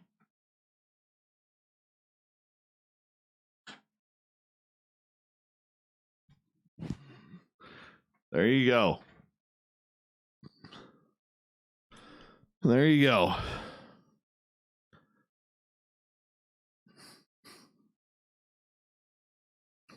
All right, back to Anne's question. Cryptids, I want to see Bigfoot again. I'd love to see like real gnomes or little people. I really want to see that, like of the First Nations folklore. Dogman, I want to see, but I wouldn't want to come across. All right. Dogman just seems so angry. Just seems so angry that I don't know. That one just kind of trips me out. That just kind of trips me out.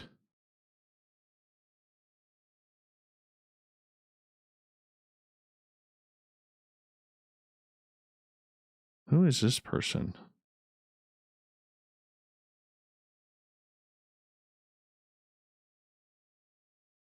Okay. Let's see here. Next question. Who's my favorite guest so far on Spaced Out Radio? And yes, Nikki, I would totally accept another Marvin the Martian hat. My favorite guest, I would say my favorite guest of all time has been Nelson Dellis. He was a 4-time champion of American memory. Okay, so like remembering things, the guy is brilliant. and he almost died like 3 times or twice on Mount Everest. We did that show July 5th, 2018, and he was going to make another climb this year. However, his wife is pregnant with their second child, so I don't think he's going to be doing it.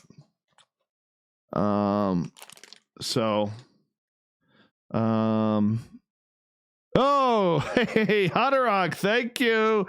Thank you, Corey. Appreciate that. Woo-wee. Thank you. Corey gets $10 in the super chat. Thanks, buddy. I appreciate that. But July 5th, 2018, if you haven't listened to that interview, go into our archives and check that one out. It's my favorite interview I've ever done. George Knapp and David Politis would be a very, very, very close 1A and 1B. It was pretty awesome. All right, Vinny. Does the phrase knock on wood come from people talking on to Bigfoot? I don't think so. I can look that up if you want. Where does the phrase... Hey, Vinny Barbarino, thank you so much, man. Appreciate that. Phrase, PH. Look at that. It's the second drop down. It derives from the pagan belief that malevolent spirits inhabited wood, and that if you expressed a hope for the future, you should touch or knock on wood to prevent the spirits from hearing and presumably preventing your hopes from coming true. There we go. We learned something today. Let's see. Any other questions here? Thank you for answering that. I agree. Out of all the cryptids, he does not seem the most evil. He does seem the most evil, if you will. Yes. Shanna, of course, has a crush on John Tenney, so that's her favorite guest. I love it when John comes on. Supposed to be on this coming Wednesday. You never know with John until that day. That's what I love about him. Freaks me out every time. Question 2. From Anne, what is one of the world's mysteries that you do not want solved? Oh, good question. I've never been asked that before.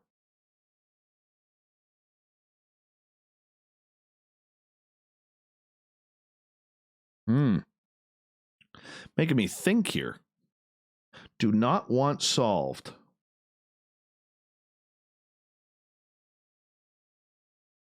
Probably Bigfoot. I don't think as much as I believe, because I've seen Bigfoot, I really do not want to see it actually come out as being real, because I think when science gets a hold of this creature, it's going to screw up everything. Spaghetti, do you think Bigfoot can catch human viruses? Yes. That's why they stay away from us, because we're disease-ridden. Totally disease-ridden. All right. Let's see. What else we got? Can you get anyone from NASA? I've never tried. See, that's one of those, that's actually a good question. And the reason why is it kind of falls into that parameter of what are we doing with the show?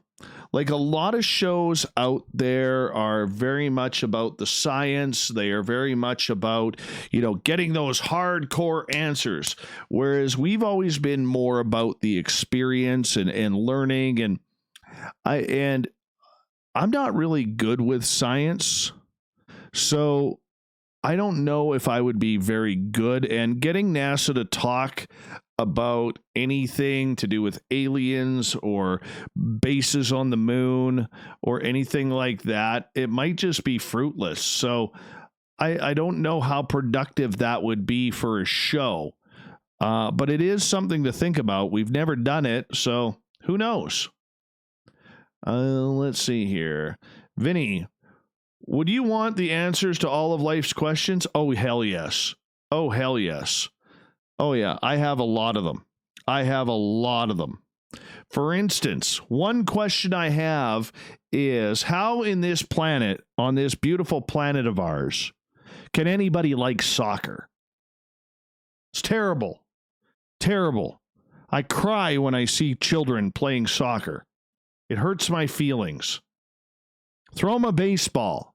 It's amazing. You know what's weird? It's amazing. If you ever drive by a schoolyard these days, it's amazing how many children cannot throw a ball. Seriously, I don't know what it's like in the United States, but up here in Canada, it's amazing how many children cannot throw a ball. Yeah. They sure as fuck can kick a soccer ball around, though. Terrible. Terrible. Let's see here. Yeah, I'd love to know. I would love to know what's underneath the Vatican. I want to know what the Vatican knows. That would totally intrigue me. Totally intrigue me. All right. Let's move on. Phenom. Hey, how you doing, man? Hey, Dave, are you familiar with the state park called Land Between the Lakes? It stretches from Kentucky to Tennessee. It is said to be one of the most paranormal places on this planet. Yes, I have heard. You know what, Corey, if we could find somebody to do a show about Land Between the Lakes, that's a great topic for a show one night. Great topic. Let's try and track that down for May. We are booking for May now. Booking for May. And question 3, if a verified government official came to you and said, listen, to make you be quiet, we will show you the truth of everything, but you may never tell. Would you take the offer? Fuck yes. Absolutely yes. 100%. 100%. Put it this way. If a government official or a government agency came up to me and said, we'll give you $1 million to shut down Spaced Out Radio, I would. I absolutely would. Now, call me a sellout, call me anything you would, but you know what? That pays off my mortgage, that pays off all my bills, that makes sure that my children's education is paid for. Absolutely. Absolutely. I mean, I can be bought for a healthy price that covers all my bills to be paid. Now, if they just came up to me and said, shut down the show, no. I come with a price. I'm expensive. I am totally expensive. Hugely expensive. Next, Nick. How's the Sasquatch gifting site in the woods going? Any developments? We can't get out there just yet. Not enough snow has melted. So what happens here, we probably will not get out there for about another 3 to 6 weeks, depending on how much snow melts. So I wish I had a better answer for you, but it's funny. I did message my buddy Mark today, and I'm itching to get out in the forest, go for a drive. Totally itching to go for a drive. Let's see here. Next question. Can you get a cryptozoologist? Sure. We can try. Absolutely. Vinay, I've heard that Vancouver is the second largest 411 cluster. Is that true? According to David Politis, number 1 is Yosemite National Park, and number 2 is the North Shore Mountains in Vancouver, or just north of Vancouver. Yeah, north of Vancouver. Absolutely. The North Shore Mountains are weird places, weird energy up there. And there's a lot of crevices, it's very mountainous, it's very dangerous, and it doesn't surprise me, put it that way. It's gorgeous, absolutely gorgeous, but there's also, if you want to take the woo side of everything, there is also a large area that people have spotted Sasquatch. There's a large area there where people have seen UFOs of all shapes and sizes. Lisa, cluster is where a number of people in that same vicinity have gone missing. So it's not like a state or a province. It's like a vicinity of that state or province. Yeah. All right. What else do we have?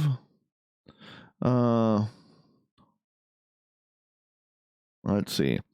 Money doesn't buy happiness, but it is definitely a good down payment. Oh, yes. I 100% agree with you, Vinny.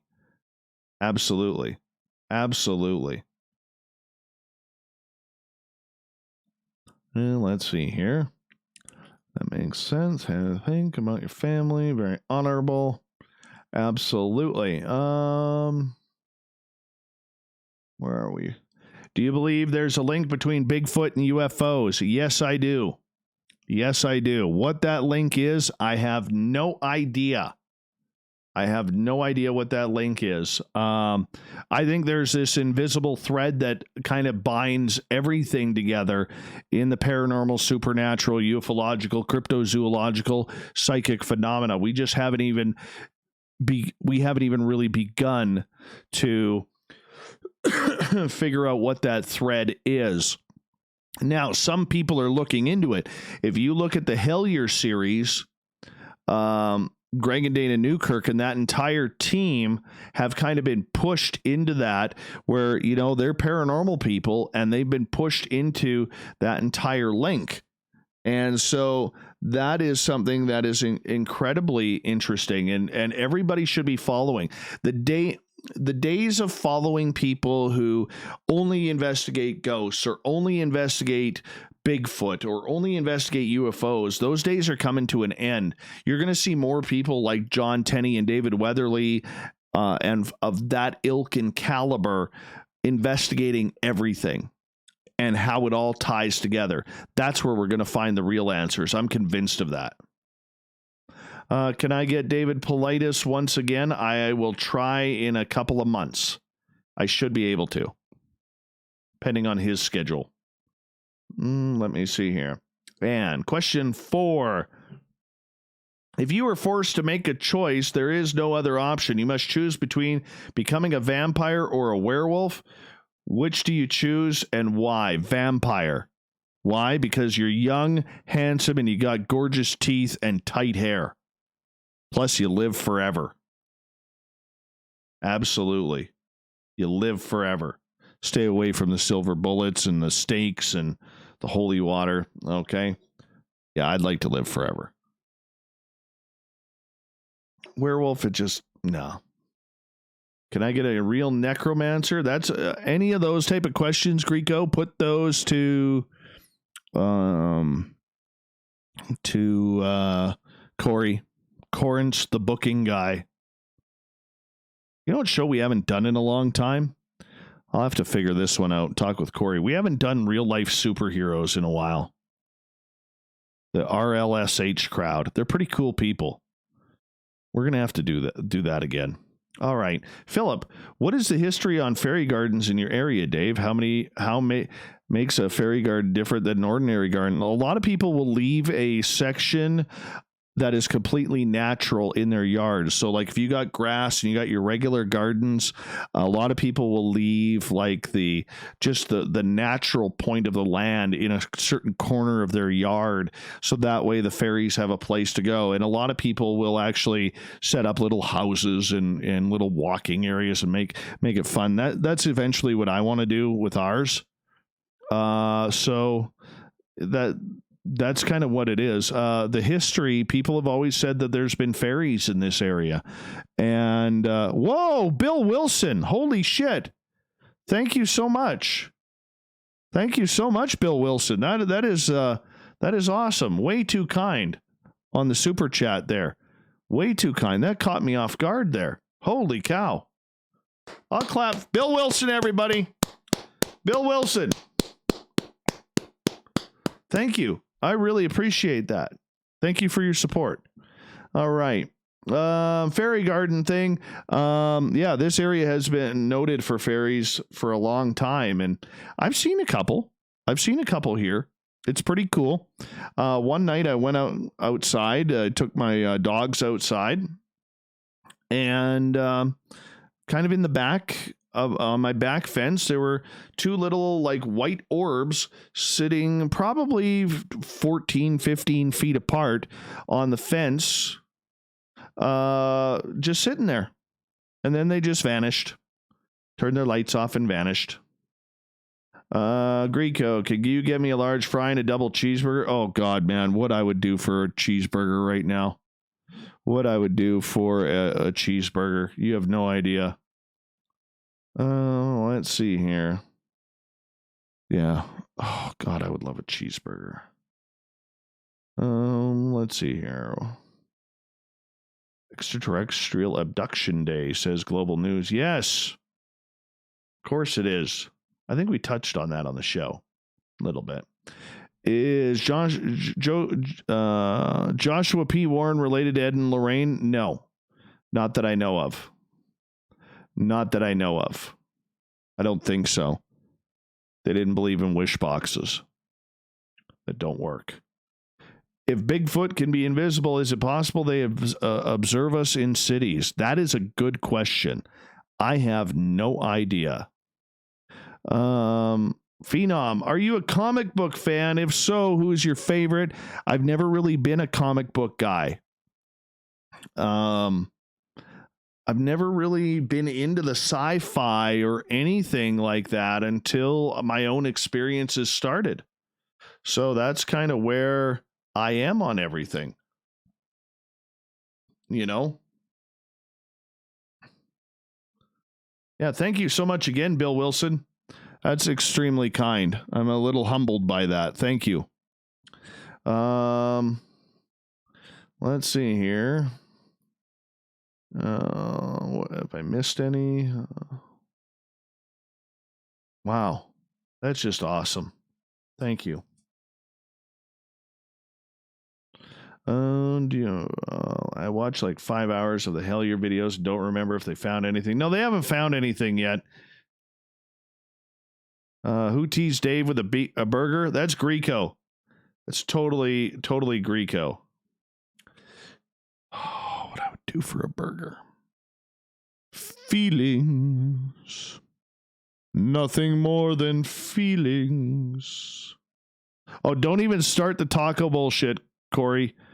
Don't even start the taco bullshit. That's not even funny. Taco Bell is 2 hours away, and it's closed right now. Wonder why my screen keeps going blurry. Don't know. Maybe I got to refresh this every now and again. Is that what I got to do? Maybe. All right, next. Love the show. Time to start working. We'll catch the whole show. Thanks, Bill. I appreciate your night. Have a safe night at work, man. Safe night at work. Let's see here. I can cash out. Yes. Yeah. Nikki's had experiences with that. Do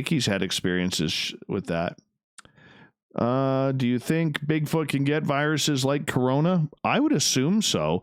There was a story that a dog in Italy is the first dog to pass away from it. So I don't know. If dogs can get it, you know, I don't know what else. Maybe? I don't know. Will you do a karaoke segment Fridays, at least one track? No. Bad, Nick. Bad. That's why you're from the Lower Mainland.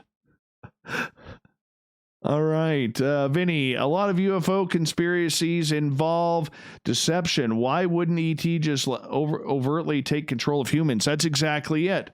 See, this is where Tom DeLonge and his friends are causing a little bit of bullshit in this field. Okay? Think about it. Why would if aliens have been coming here for, what is it? Let's say thousands of years, why would they wait until we've improved our weaponry? They could have got us, okay? They could have got us when the best we had was a bow and arrow and maybe one of those, a spear, a sword. They wouldn't wait until we had technology. And for DeLong and his troop to come out and say, aliens are bad, we got to put nukes up in space for when they come, it's propagandist bullshit. Don't fall for it. I hate that. And question, do you have any family lineage that ties back to the paranormal supernatural, as in grandparents or great-grandparents that have also had experiences or interesting spiritual practices? No, not a one. It all starts with me. I'm the first one to go to college in my family, and I'm also the first one to have anything weird like this happen. It sucks to be the first. But I won't be last. I won't be last. Do you watch the Hellier videos on YouTube? Yes, or you could go to hellier.tv. That works as well. Let's see here.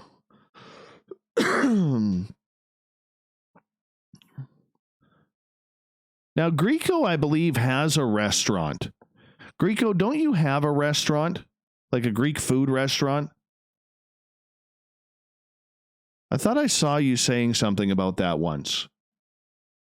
Because are you in Ontario or Quebec? I'm curious about that. I swore I thought you had a restaurant. Well, let's see here.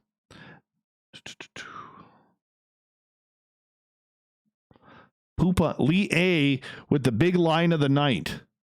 Exactly, Dave. TTSA is poop on a stick. It is poop. It is poop, man. Poop. Thank you, Lee A. Shanna Banana.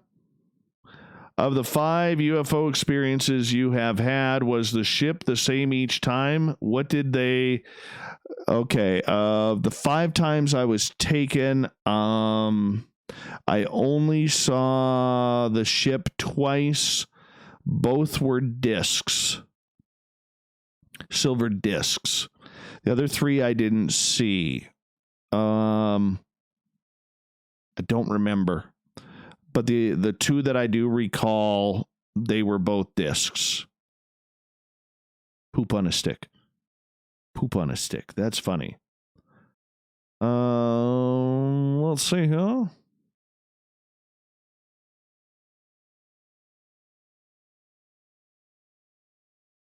Question. I believe it was the Newkirks that have the traveling museum. Yes, they do. There is a haunted mirror you're not supposed to look into. I've looked into that. I have looked into that mirror. When I was at when I met Greg and Dana in 2017 at the Provincetown Paracon, and they put you in a booth, and I looked in that mirror. Nothing happened. Nothing happened, but I did look in that mirror. I tried. It didn't happen. Phenom, have I ever been visited by the Men in Black? No, I am waiting. I think I took a step closer yesterday. I can't say why, but I think I took a step closer yesterday to that being a possibility. And yes, I am a little freaked out about it. And I'm sure they're watching right now, so if you're involved with any alphabet agency, hello, how are you? This is what I look like. I'm kind of innocent. And if you are with an alphabet agency, don't forget to drop something in the super chat. I would appreciate that. $1 million. Remember, $1 million.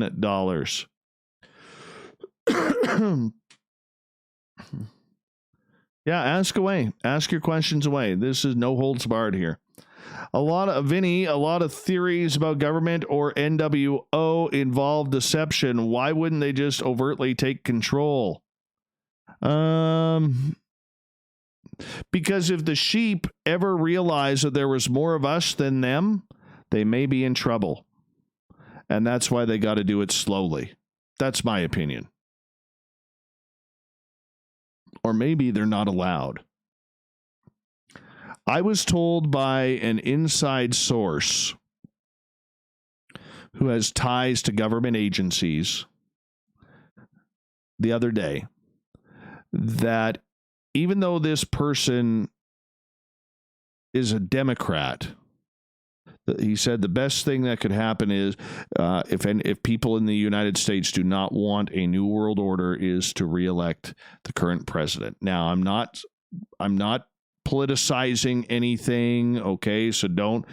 I have no foot in this game. I'm just passing on a message. Passing on a message. All right. So that's okay. All right. Because that's just what I heard. I never went into full detail because this person cannot tell me a lot of things, and I'm not about to mention that. And even if he did mention something to me, there are certain things I cannot mention. So, well, let's see here.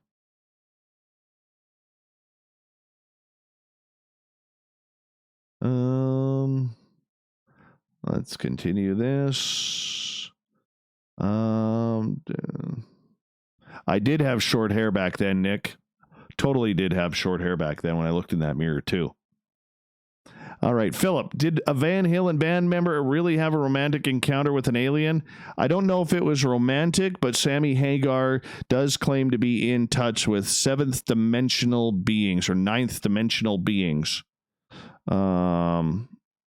Yeah, you can read that in a Rolling Stone interview. Let's see here.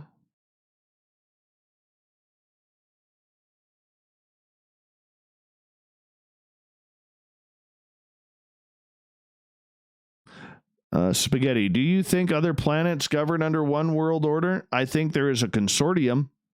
I would say that there is probably not a lot of war going up on there. And I'm sure that they're waiting for us little battle axe humans to smarten up. I do believe that.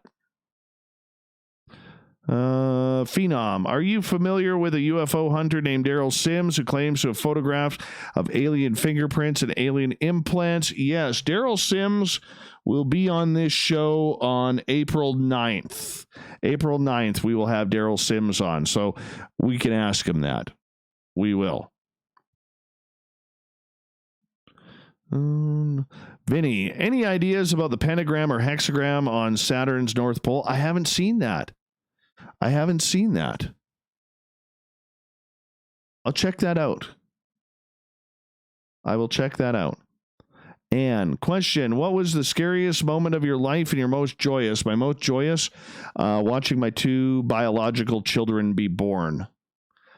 Nothing will ever replace that. Ever. And the fact that I was the first one to get to hold my children. That was, what a moment. What a moment. And let's see here. Scariest moment in my life?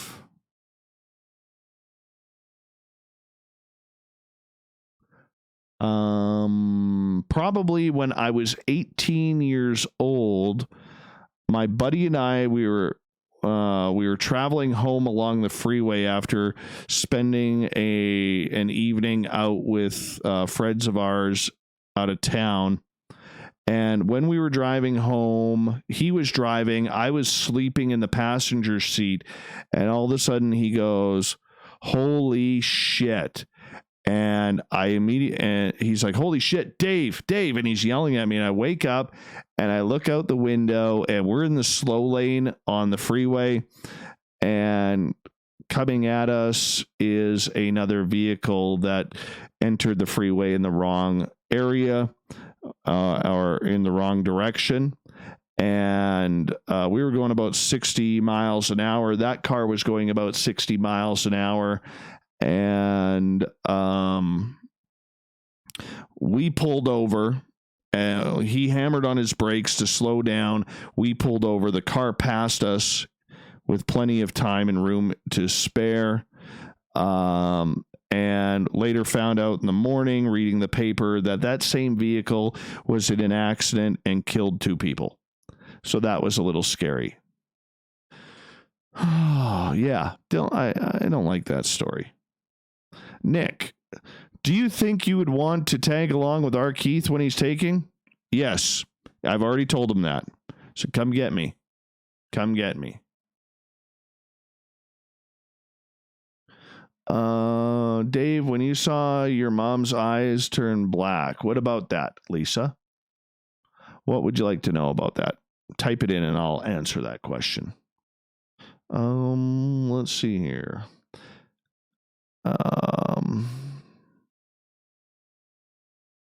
I did not see the giant face on the Antarctic on Google Maps. I will have to look at that. Do you know, Dave, do you know yet if you have any alien children? I have one. One that I know of. And that happened when I was taken on the ship, and I woke up and I got real mad at the guy and told him that I was coming for revenge. And that's where I saw the baby walking behind him. Yeah, that was a little weird. It's a little boy.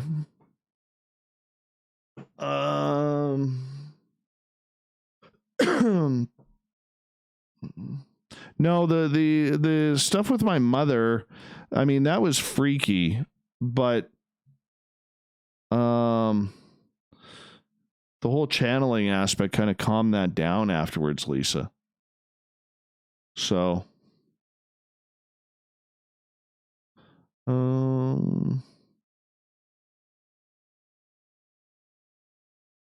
Vinny, do you think major catastrophic events involve ceremonial magic? I think some of them. I never used to believe in curses until I was cursed myself. So that is something that I wouldn't want anybody to go through, Vin. So I think it is completely possible. Black magic can be a dangerous thing. Phenom, is there any supernatural encounter that would truly scare the hell out of you? Every single one has scared the hell out of me. It's just how I react to it afterwards. Supernatural event?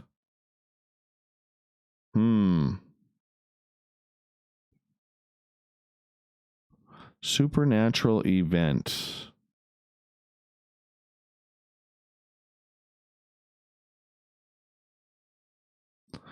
Oh, Star Mountain, thank you so much.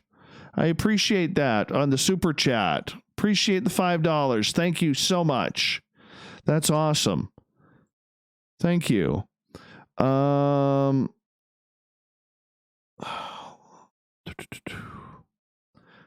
would truly scare the hell out of me.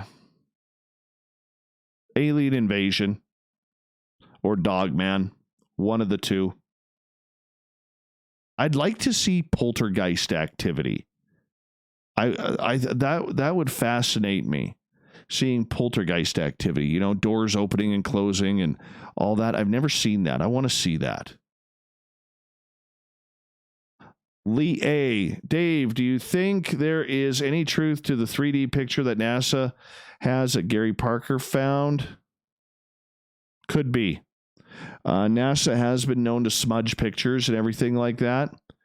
They apparently did that a lot during the Apollo program with photos from space with UFOs around, so it wouldn't surprise me. Wouldn't surprise me whatsoever. How old was I during my first encounter, asks the Phenom. I was 21 years old when I saw my first UFO. That was the first one. And it was like at 2:30 in the morning. I was standing on my patio and watched this orange Tic Tac type light go through, and I heard it at first. And then I looked up and there was just this orange light, and it had a real deep humming sound, and it flew south, and then the light went off, and then the sound went off after that. Is there an opposite to ceremonial magic? I don't know, Vin. I would assume there is. Lisa, how did I break, and Philip, how did I break the curse? I was surrounded by black salt, and I had a couple of intuitives that worked with me on breaking that, and a lot of Reiki to help clear me. And once I got cleared, it was good. There is a little bit more to that story because this person went after my daughter as well, my eldest daughter, and that relationship with my daughter has never been the same. And I don't really like talking about that, but that's what I will say, is that my relationship with my daughter ever since then has never been the same. So that went on there. Let's see here.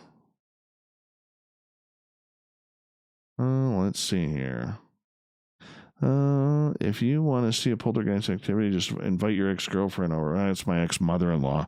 Oh, cow, what a bitch. What a bitch. Hold on. I got like a hangnail here I got to get rid of.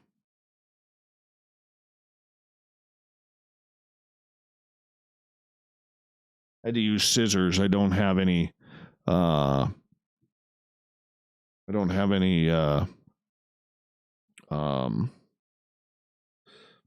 nail clippers down here. Usually I do, but I don't. Anyhow. All right. What else we got here? Oh shit, don't I have to put this in I got this in live chat. I may be missing stuff here. Hold on, guys. I got a top chat. I should have it in live chat. I apologize if I missed any questions. Let me see. Get the curse off. Okay, we're caught up there. And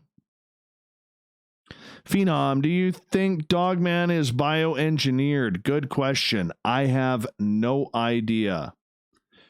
I have no idea. I don't even know if Dogman exists. Just going by the experiences that people have had. That's all we can go by. I don't know. I really don't. I want to see it at a distance. Like, I wouldn't want to be like within like 50 feet of one, or as close as I was with the Sasquatch.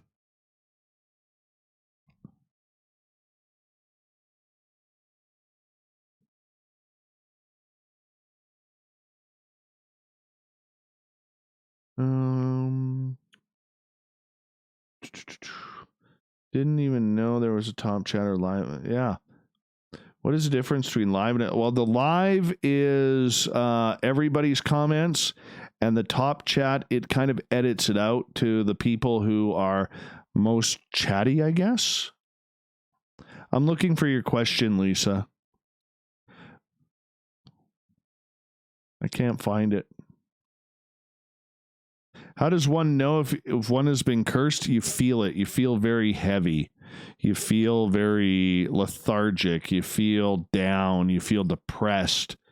That's how I felt, at least. Let's see if I refresh this, if it gets cleaner again. See if we get a cleaner video on that. Maybe not. I don't know. Maybe we'll just freeze up again like we did the other night. I don't know. If it freezes, I'm going home. I am home. I'm going to sleep. Let's see here. And I do not believe that they are. I have been doing some research. Oh, whatever. Okay. Lisa, Dave, so you saw your alien child that time you were abducted. Yes, I did. And he followed that alien away. He was doing the toddler duck walk, you know, where they do that tap, tap, tap thing on the feet. Yeah. That was kind of weird.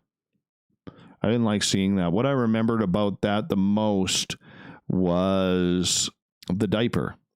Because the diaper was luminescent green with red and black veins running on the outside of the diaper. Oh, let's see here. Yeah, I have no idea. I have no idea how long it was when I was abducted. I mean, the kid looked about a year and a half years old, like just starting walking. Could have been, I guess, 18 months previous to that. Go home, Dave. Call Carl. Carl doesn't take my calls. Damn it. Mala, how are you? What is your opinion on the Amityville horror case? That one photo scares me. You know, the kid peering out the doorway? That one scares me. I think something did happen there. I really do. I really do. I don't think that Ed and Lorraine Warren were shysters in any of this. I really don't. Nick, yeah, but don't the cursey things bounce off if you don't buy into them and reflect back to yeah, once it's done, it reflects back at the person. So that's kind of what it's like. It bounces back at them and hits them tenfold. So it seems. Let's see. Oh, where are you guys? There you are. Do you believe that, from the Phenom, do you believe that alien human hybrids are walking among us? No. Maybe in certain areas? Okay, like less populated or military bases or whatever.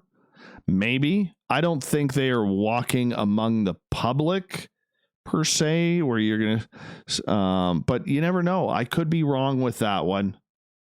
I could be really wrong with that one.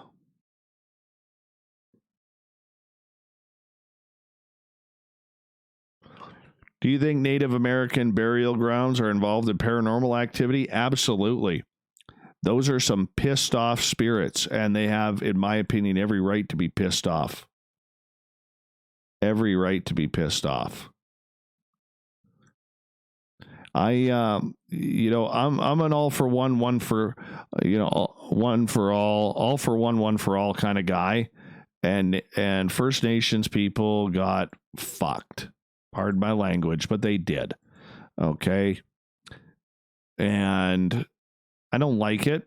I don't like it at all. And I've met a lot of First Nations elders and had the privilege of talking to a lot of First Nations elders, and it's amazing, some of the stories out there. And if you could get the trust of First Nations people to hang out with you and tell you some really cool stories, and you show them the respect for it, you'll be able to get some really good information. Really good. Spaghetti, why do you think they showed you an alien child? Have you tried telepathy to talk to him? I have not.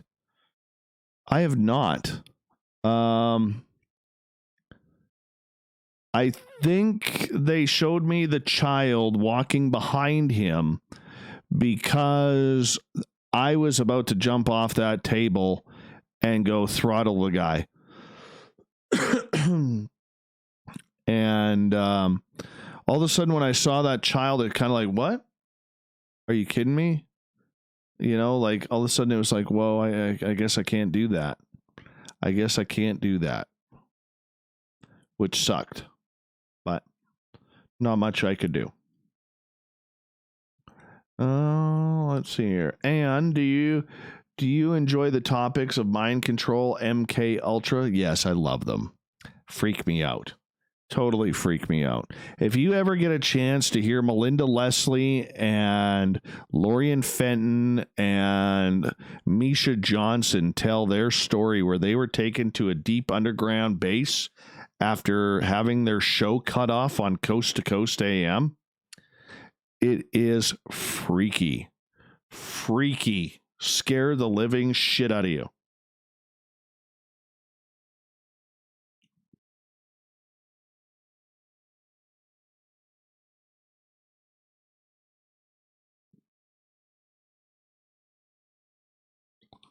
What else we got? We only got like 5 minutes left, guys. 5 minutes left. Hammer me with your questions. I'll answer them all before I have to cut out. I can't even speak right now. Cut on out of here. There we go. That's what I'm trying to say. Phenom, are you familiar with a man named Jeffrey Allen Lash who claimed to be an alien hybrid that worked for the government? No, that is something to check out.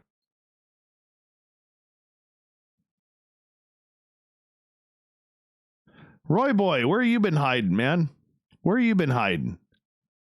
What's their names again? Melinda Leslie, Lorian Fenton, and Misha Johnson. All right, I'll go a little longer, Nick. I'll go a little longer. How about that? Just for you. Because you're a BC guy.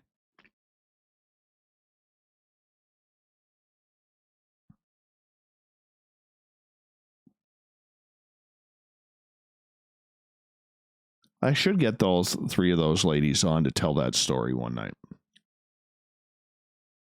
I don't know how long. Oh, there, my camera just kind of like went blurry and then went back.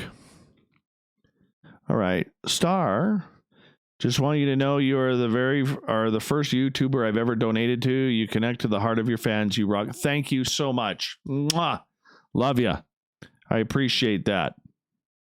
Lee A, would you do a show on the killings of Osage Indians and the making of the FBI from the Texas Rangers?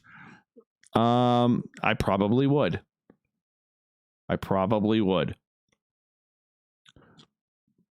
Hardest question. What is your favorite color? I love blue. I love red, and I love green. John Lear, I believe, Vinny, that he is I think his own mental health is kind of going down the drain quickly, and I think it's very hard to believe a lot of things that he says, apparently from people I talk to. He's still very well worth it, but he get very well knowledged, but he gets into these modes that sometimes it's tough to see if he's actually making it up or he went through it. But I mean, back in the day, like I would love to have interviewed John Lear like 10 years ago or 20 years ago. That would have been amazing. Yes. I will talk to those ladies because they're all friends of mine. And I know Misha doesn't like talking about it. I think Melinda and Lorian would. So let me see. I just got thrown off the bridge. By who? Take off, you hoser. Yeah. Yeah, you Texan. You Texan. With the power stash. Hey, if anybody sees Uncle Dale around, he shaved off his power stash. I'm very hurt by this.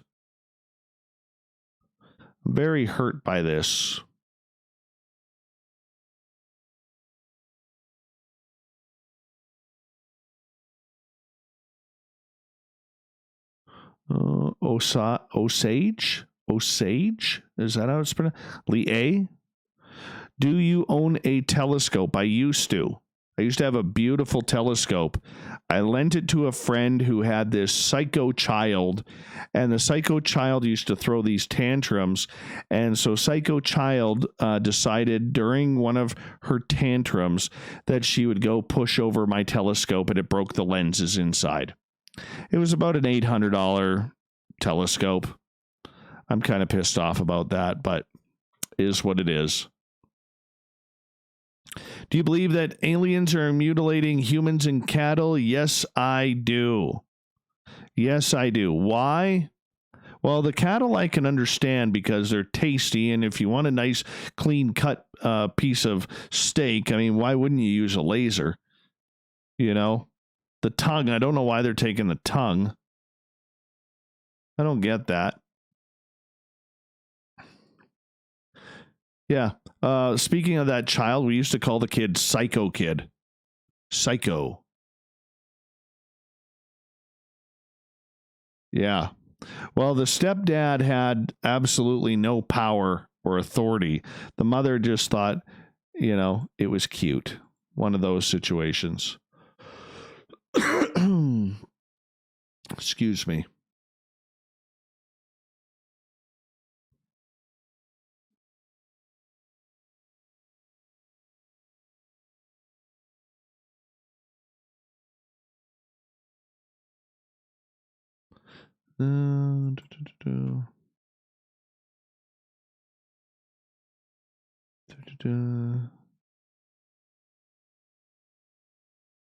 Let's see here. Where else here?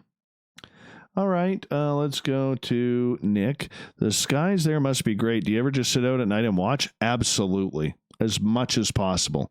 In fact, as soon as I log off here, I don't care if it's like 20 below or it's like really warm. I will go sit outside and stare at the stars. Oh, it is so dark. And it's something I really, really enjoy. And then on those beautiful nights when you actually capture the Aurora Borealis, even better than UFOs. The story about my headset star. My headset. Refresh me. I don't recall the headset story. Let's see here. I'll keep reading your name. Think I'm flying spaghetti. Are you a worshipper of said spaghetti monster? Could be. All right. Mala, Dave, what is your opinion on the Bridgewater Triangle here in Massachusetts? I would love to investigate there. I think that's a place that you need like about 100 trail cams. You need everything, the puckwudgies and everything that's going on there. I would love to go through it. I would love to do that triangle. Totally would. I would love to do the Alaska Triangle. I think that one's a little bit more scary though. But excuse me. I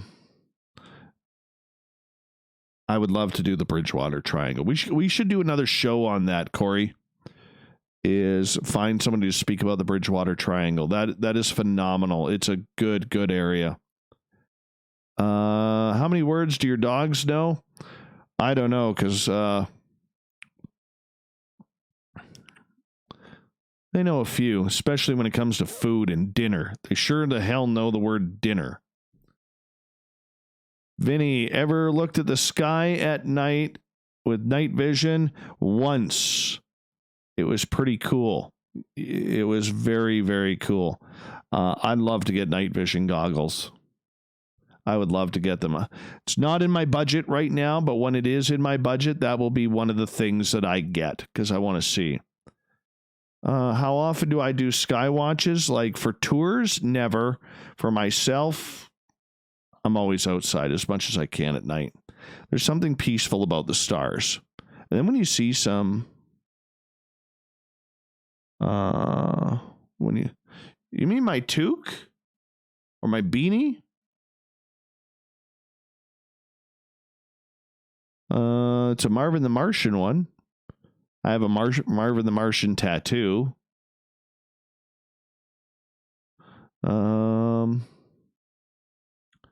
Yeah. Northern Lights are gorgeous. I actually, in 2017 or 2018, the Northern Lights were like right over top of my house. And they had like all the colors that you see in all the photos. And they were like dancing all over top of my house. It was phenomenal. We got like an hour and a half long show. Hour and a half. It was beautiful. Phenom, are you familiar with the Dragon's Triangle located in the Pacific between Japan, Guam, and the Philippines? I have heard of it. I am not that familiar with it. Yes, Dale shaved off his mustache. Vinny, thank you so much again for the super chat. You're an amazing listener. I appreciate you, and thank you for joining us tonight.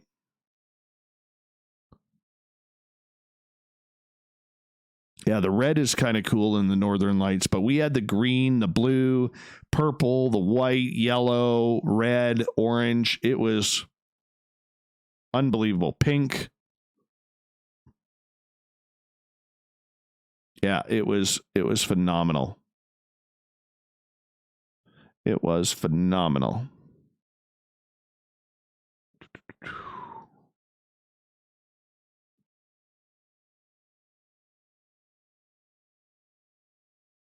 Okay, I'm going to take a quick break here.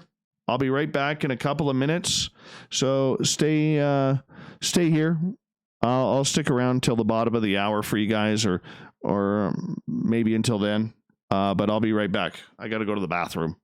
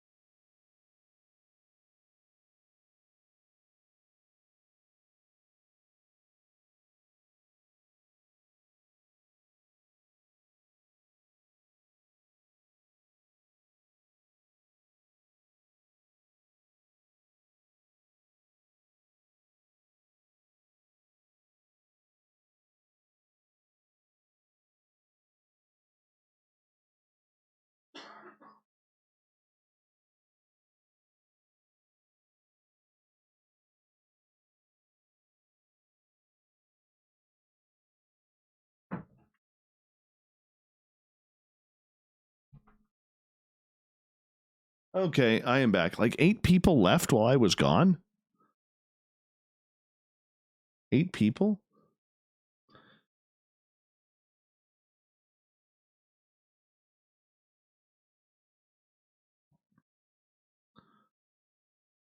What 3 names?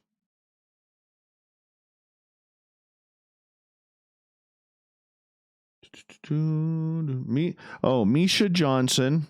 Misha Johnson, Melinda Leslie, and Lorian Fenton.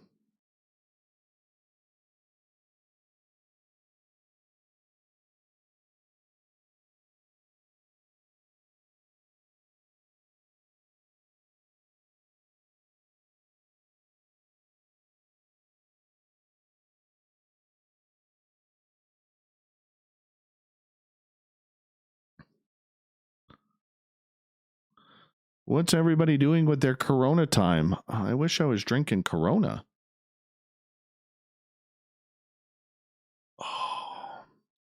toque is hot.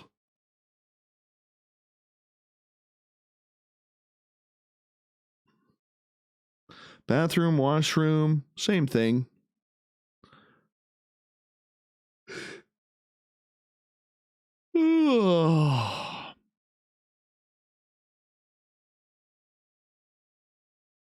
Massaging me scalp. Perfect. Perfect.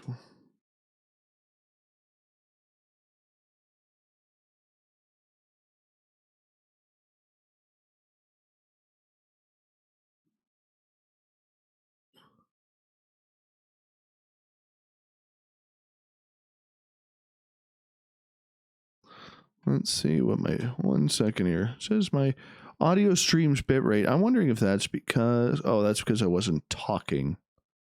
That would be why. Well, let's just get rid of that.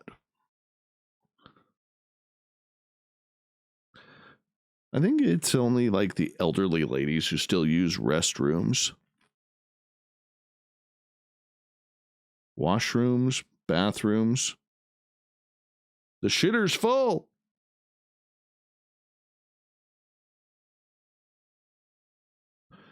There we go.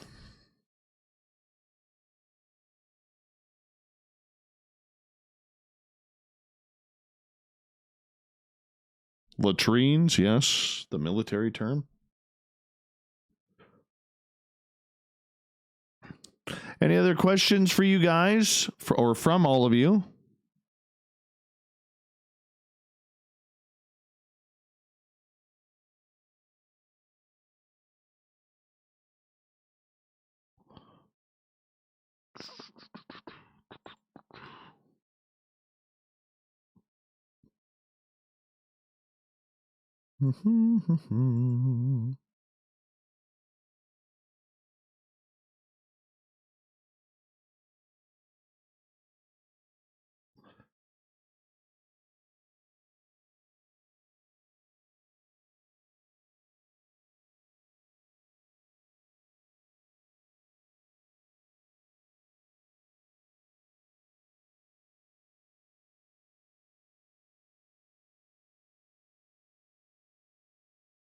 Chat is slowing down.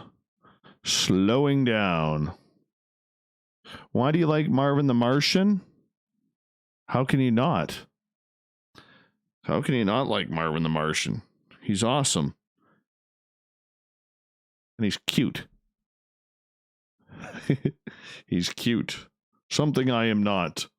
Tony, hey, how you doing, Tony? Good to have you here, man. Thanks for dropping in.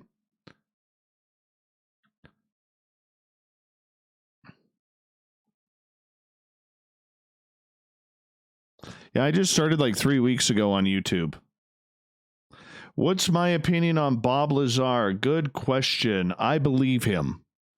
I believe there is some questionable aspects of what he's doing or what he did. That being said, here's the angle that I take on that story, and it's a little bit different.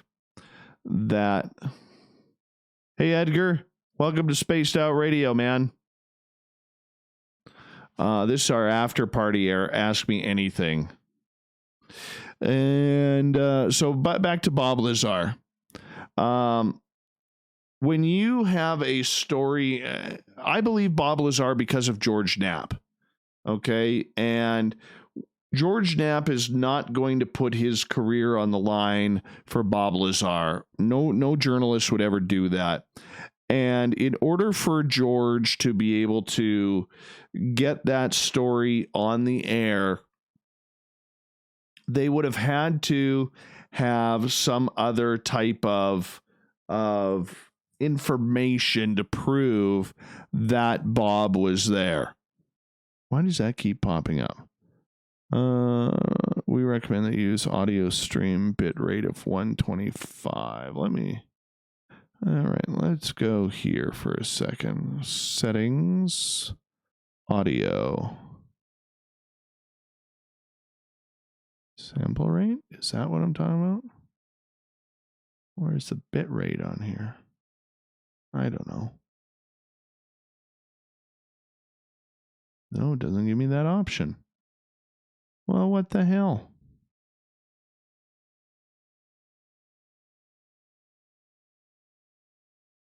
Oh well, piss on it. Anyhow, George would have had to clear that with his bosses to run that story, and they would have had to have more information than just the odd, hey, I'm a guy who worked with alien aircraft at S4 at Area 51. That just wouldn't have made the air. There would have had to be something more on that front, and I don't want to wear a hat. Put that up there. And that's why I believe that, because that story would have never run on just the merits of Bob Lazar alone. They would have had to get some sort of proof to run that story. And obviously they did, because KLAS, Channel 8 in Vegas, has never retracted that story, ever. Neither has Knapp. So that's why I believe it. Nick, did you get anything sorted with the jail cell thing at the museum? Yeah, we think we got it sorted out. Calm the one spirit down. The spirit upstairs in the barn was still pretty pissed off, but I don't even know if we're going to be able to have any tours this year because of what's going on. So we'll have to see.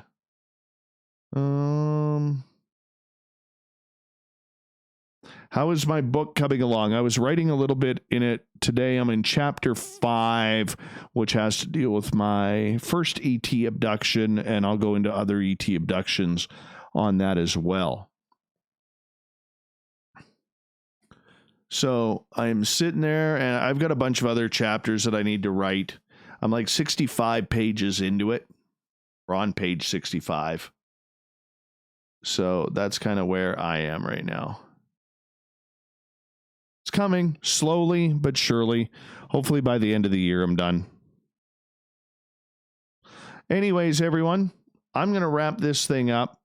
I've lost a lot of steam here, guys, and I apologize, but don't forget, we got John and Stacey Edwards tomorrow night. Michael W. Hall. Corey, how's things going on getting a guest for Michael? I forgot to ask you that via message. Just message me tomorrow on that, and I'll get that. We'll figure it out and go from there.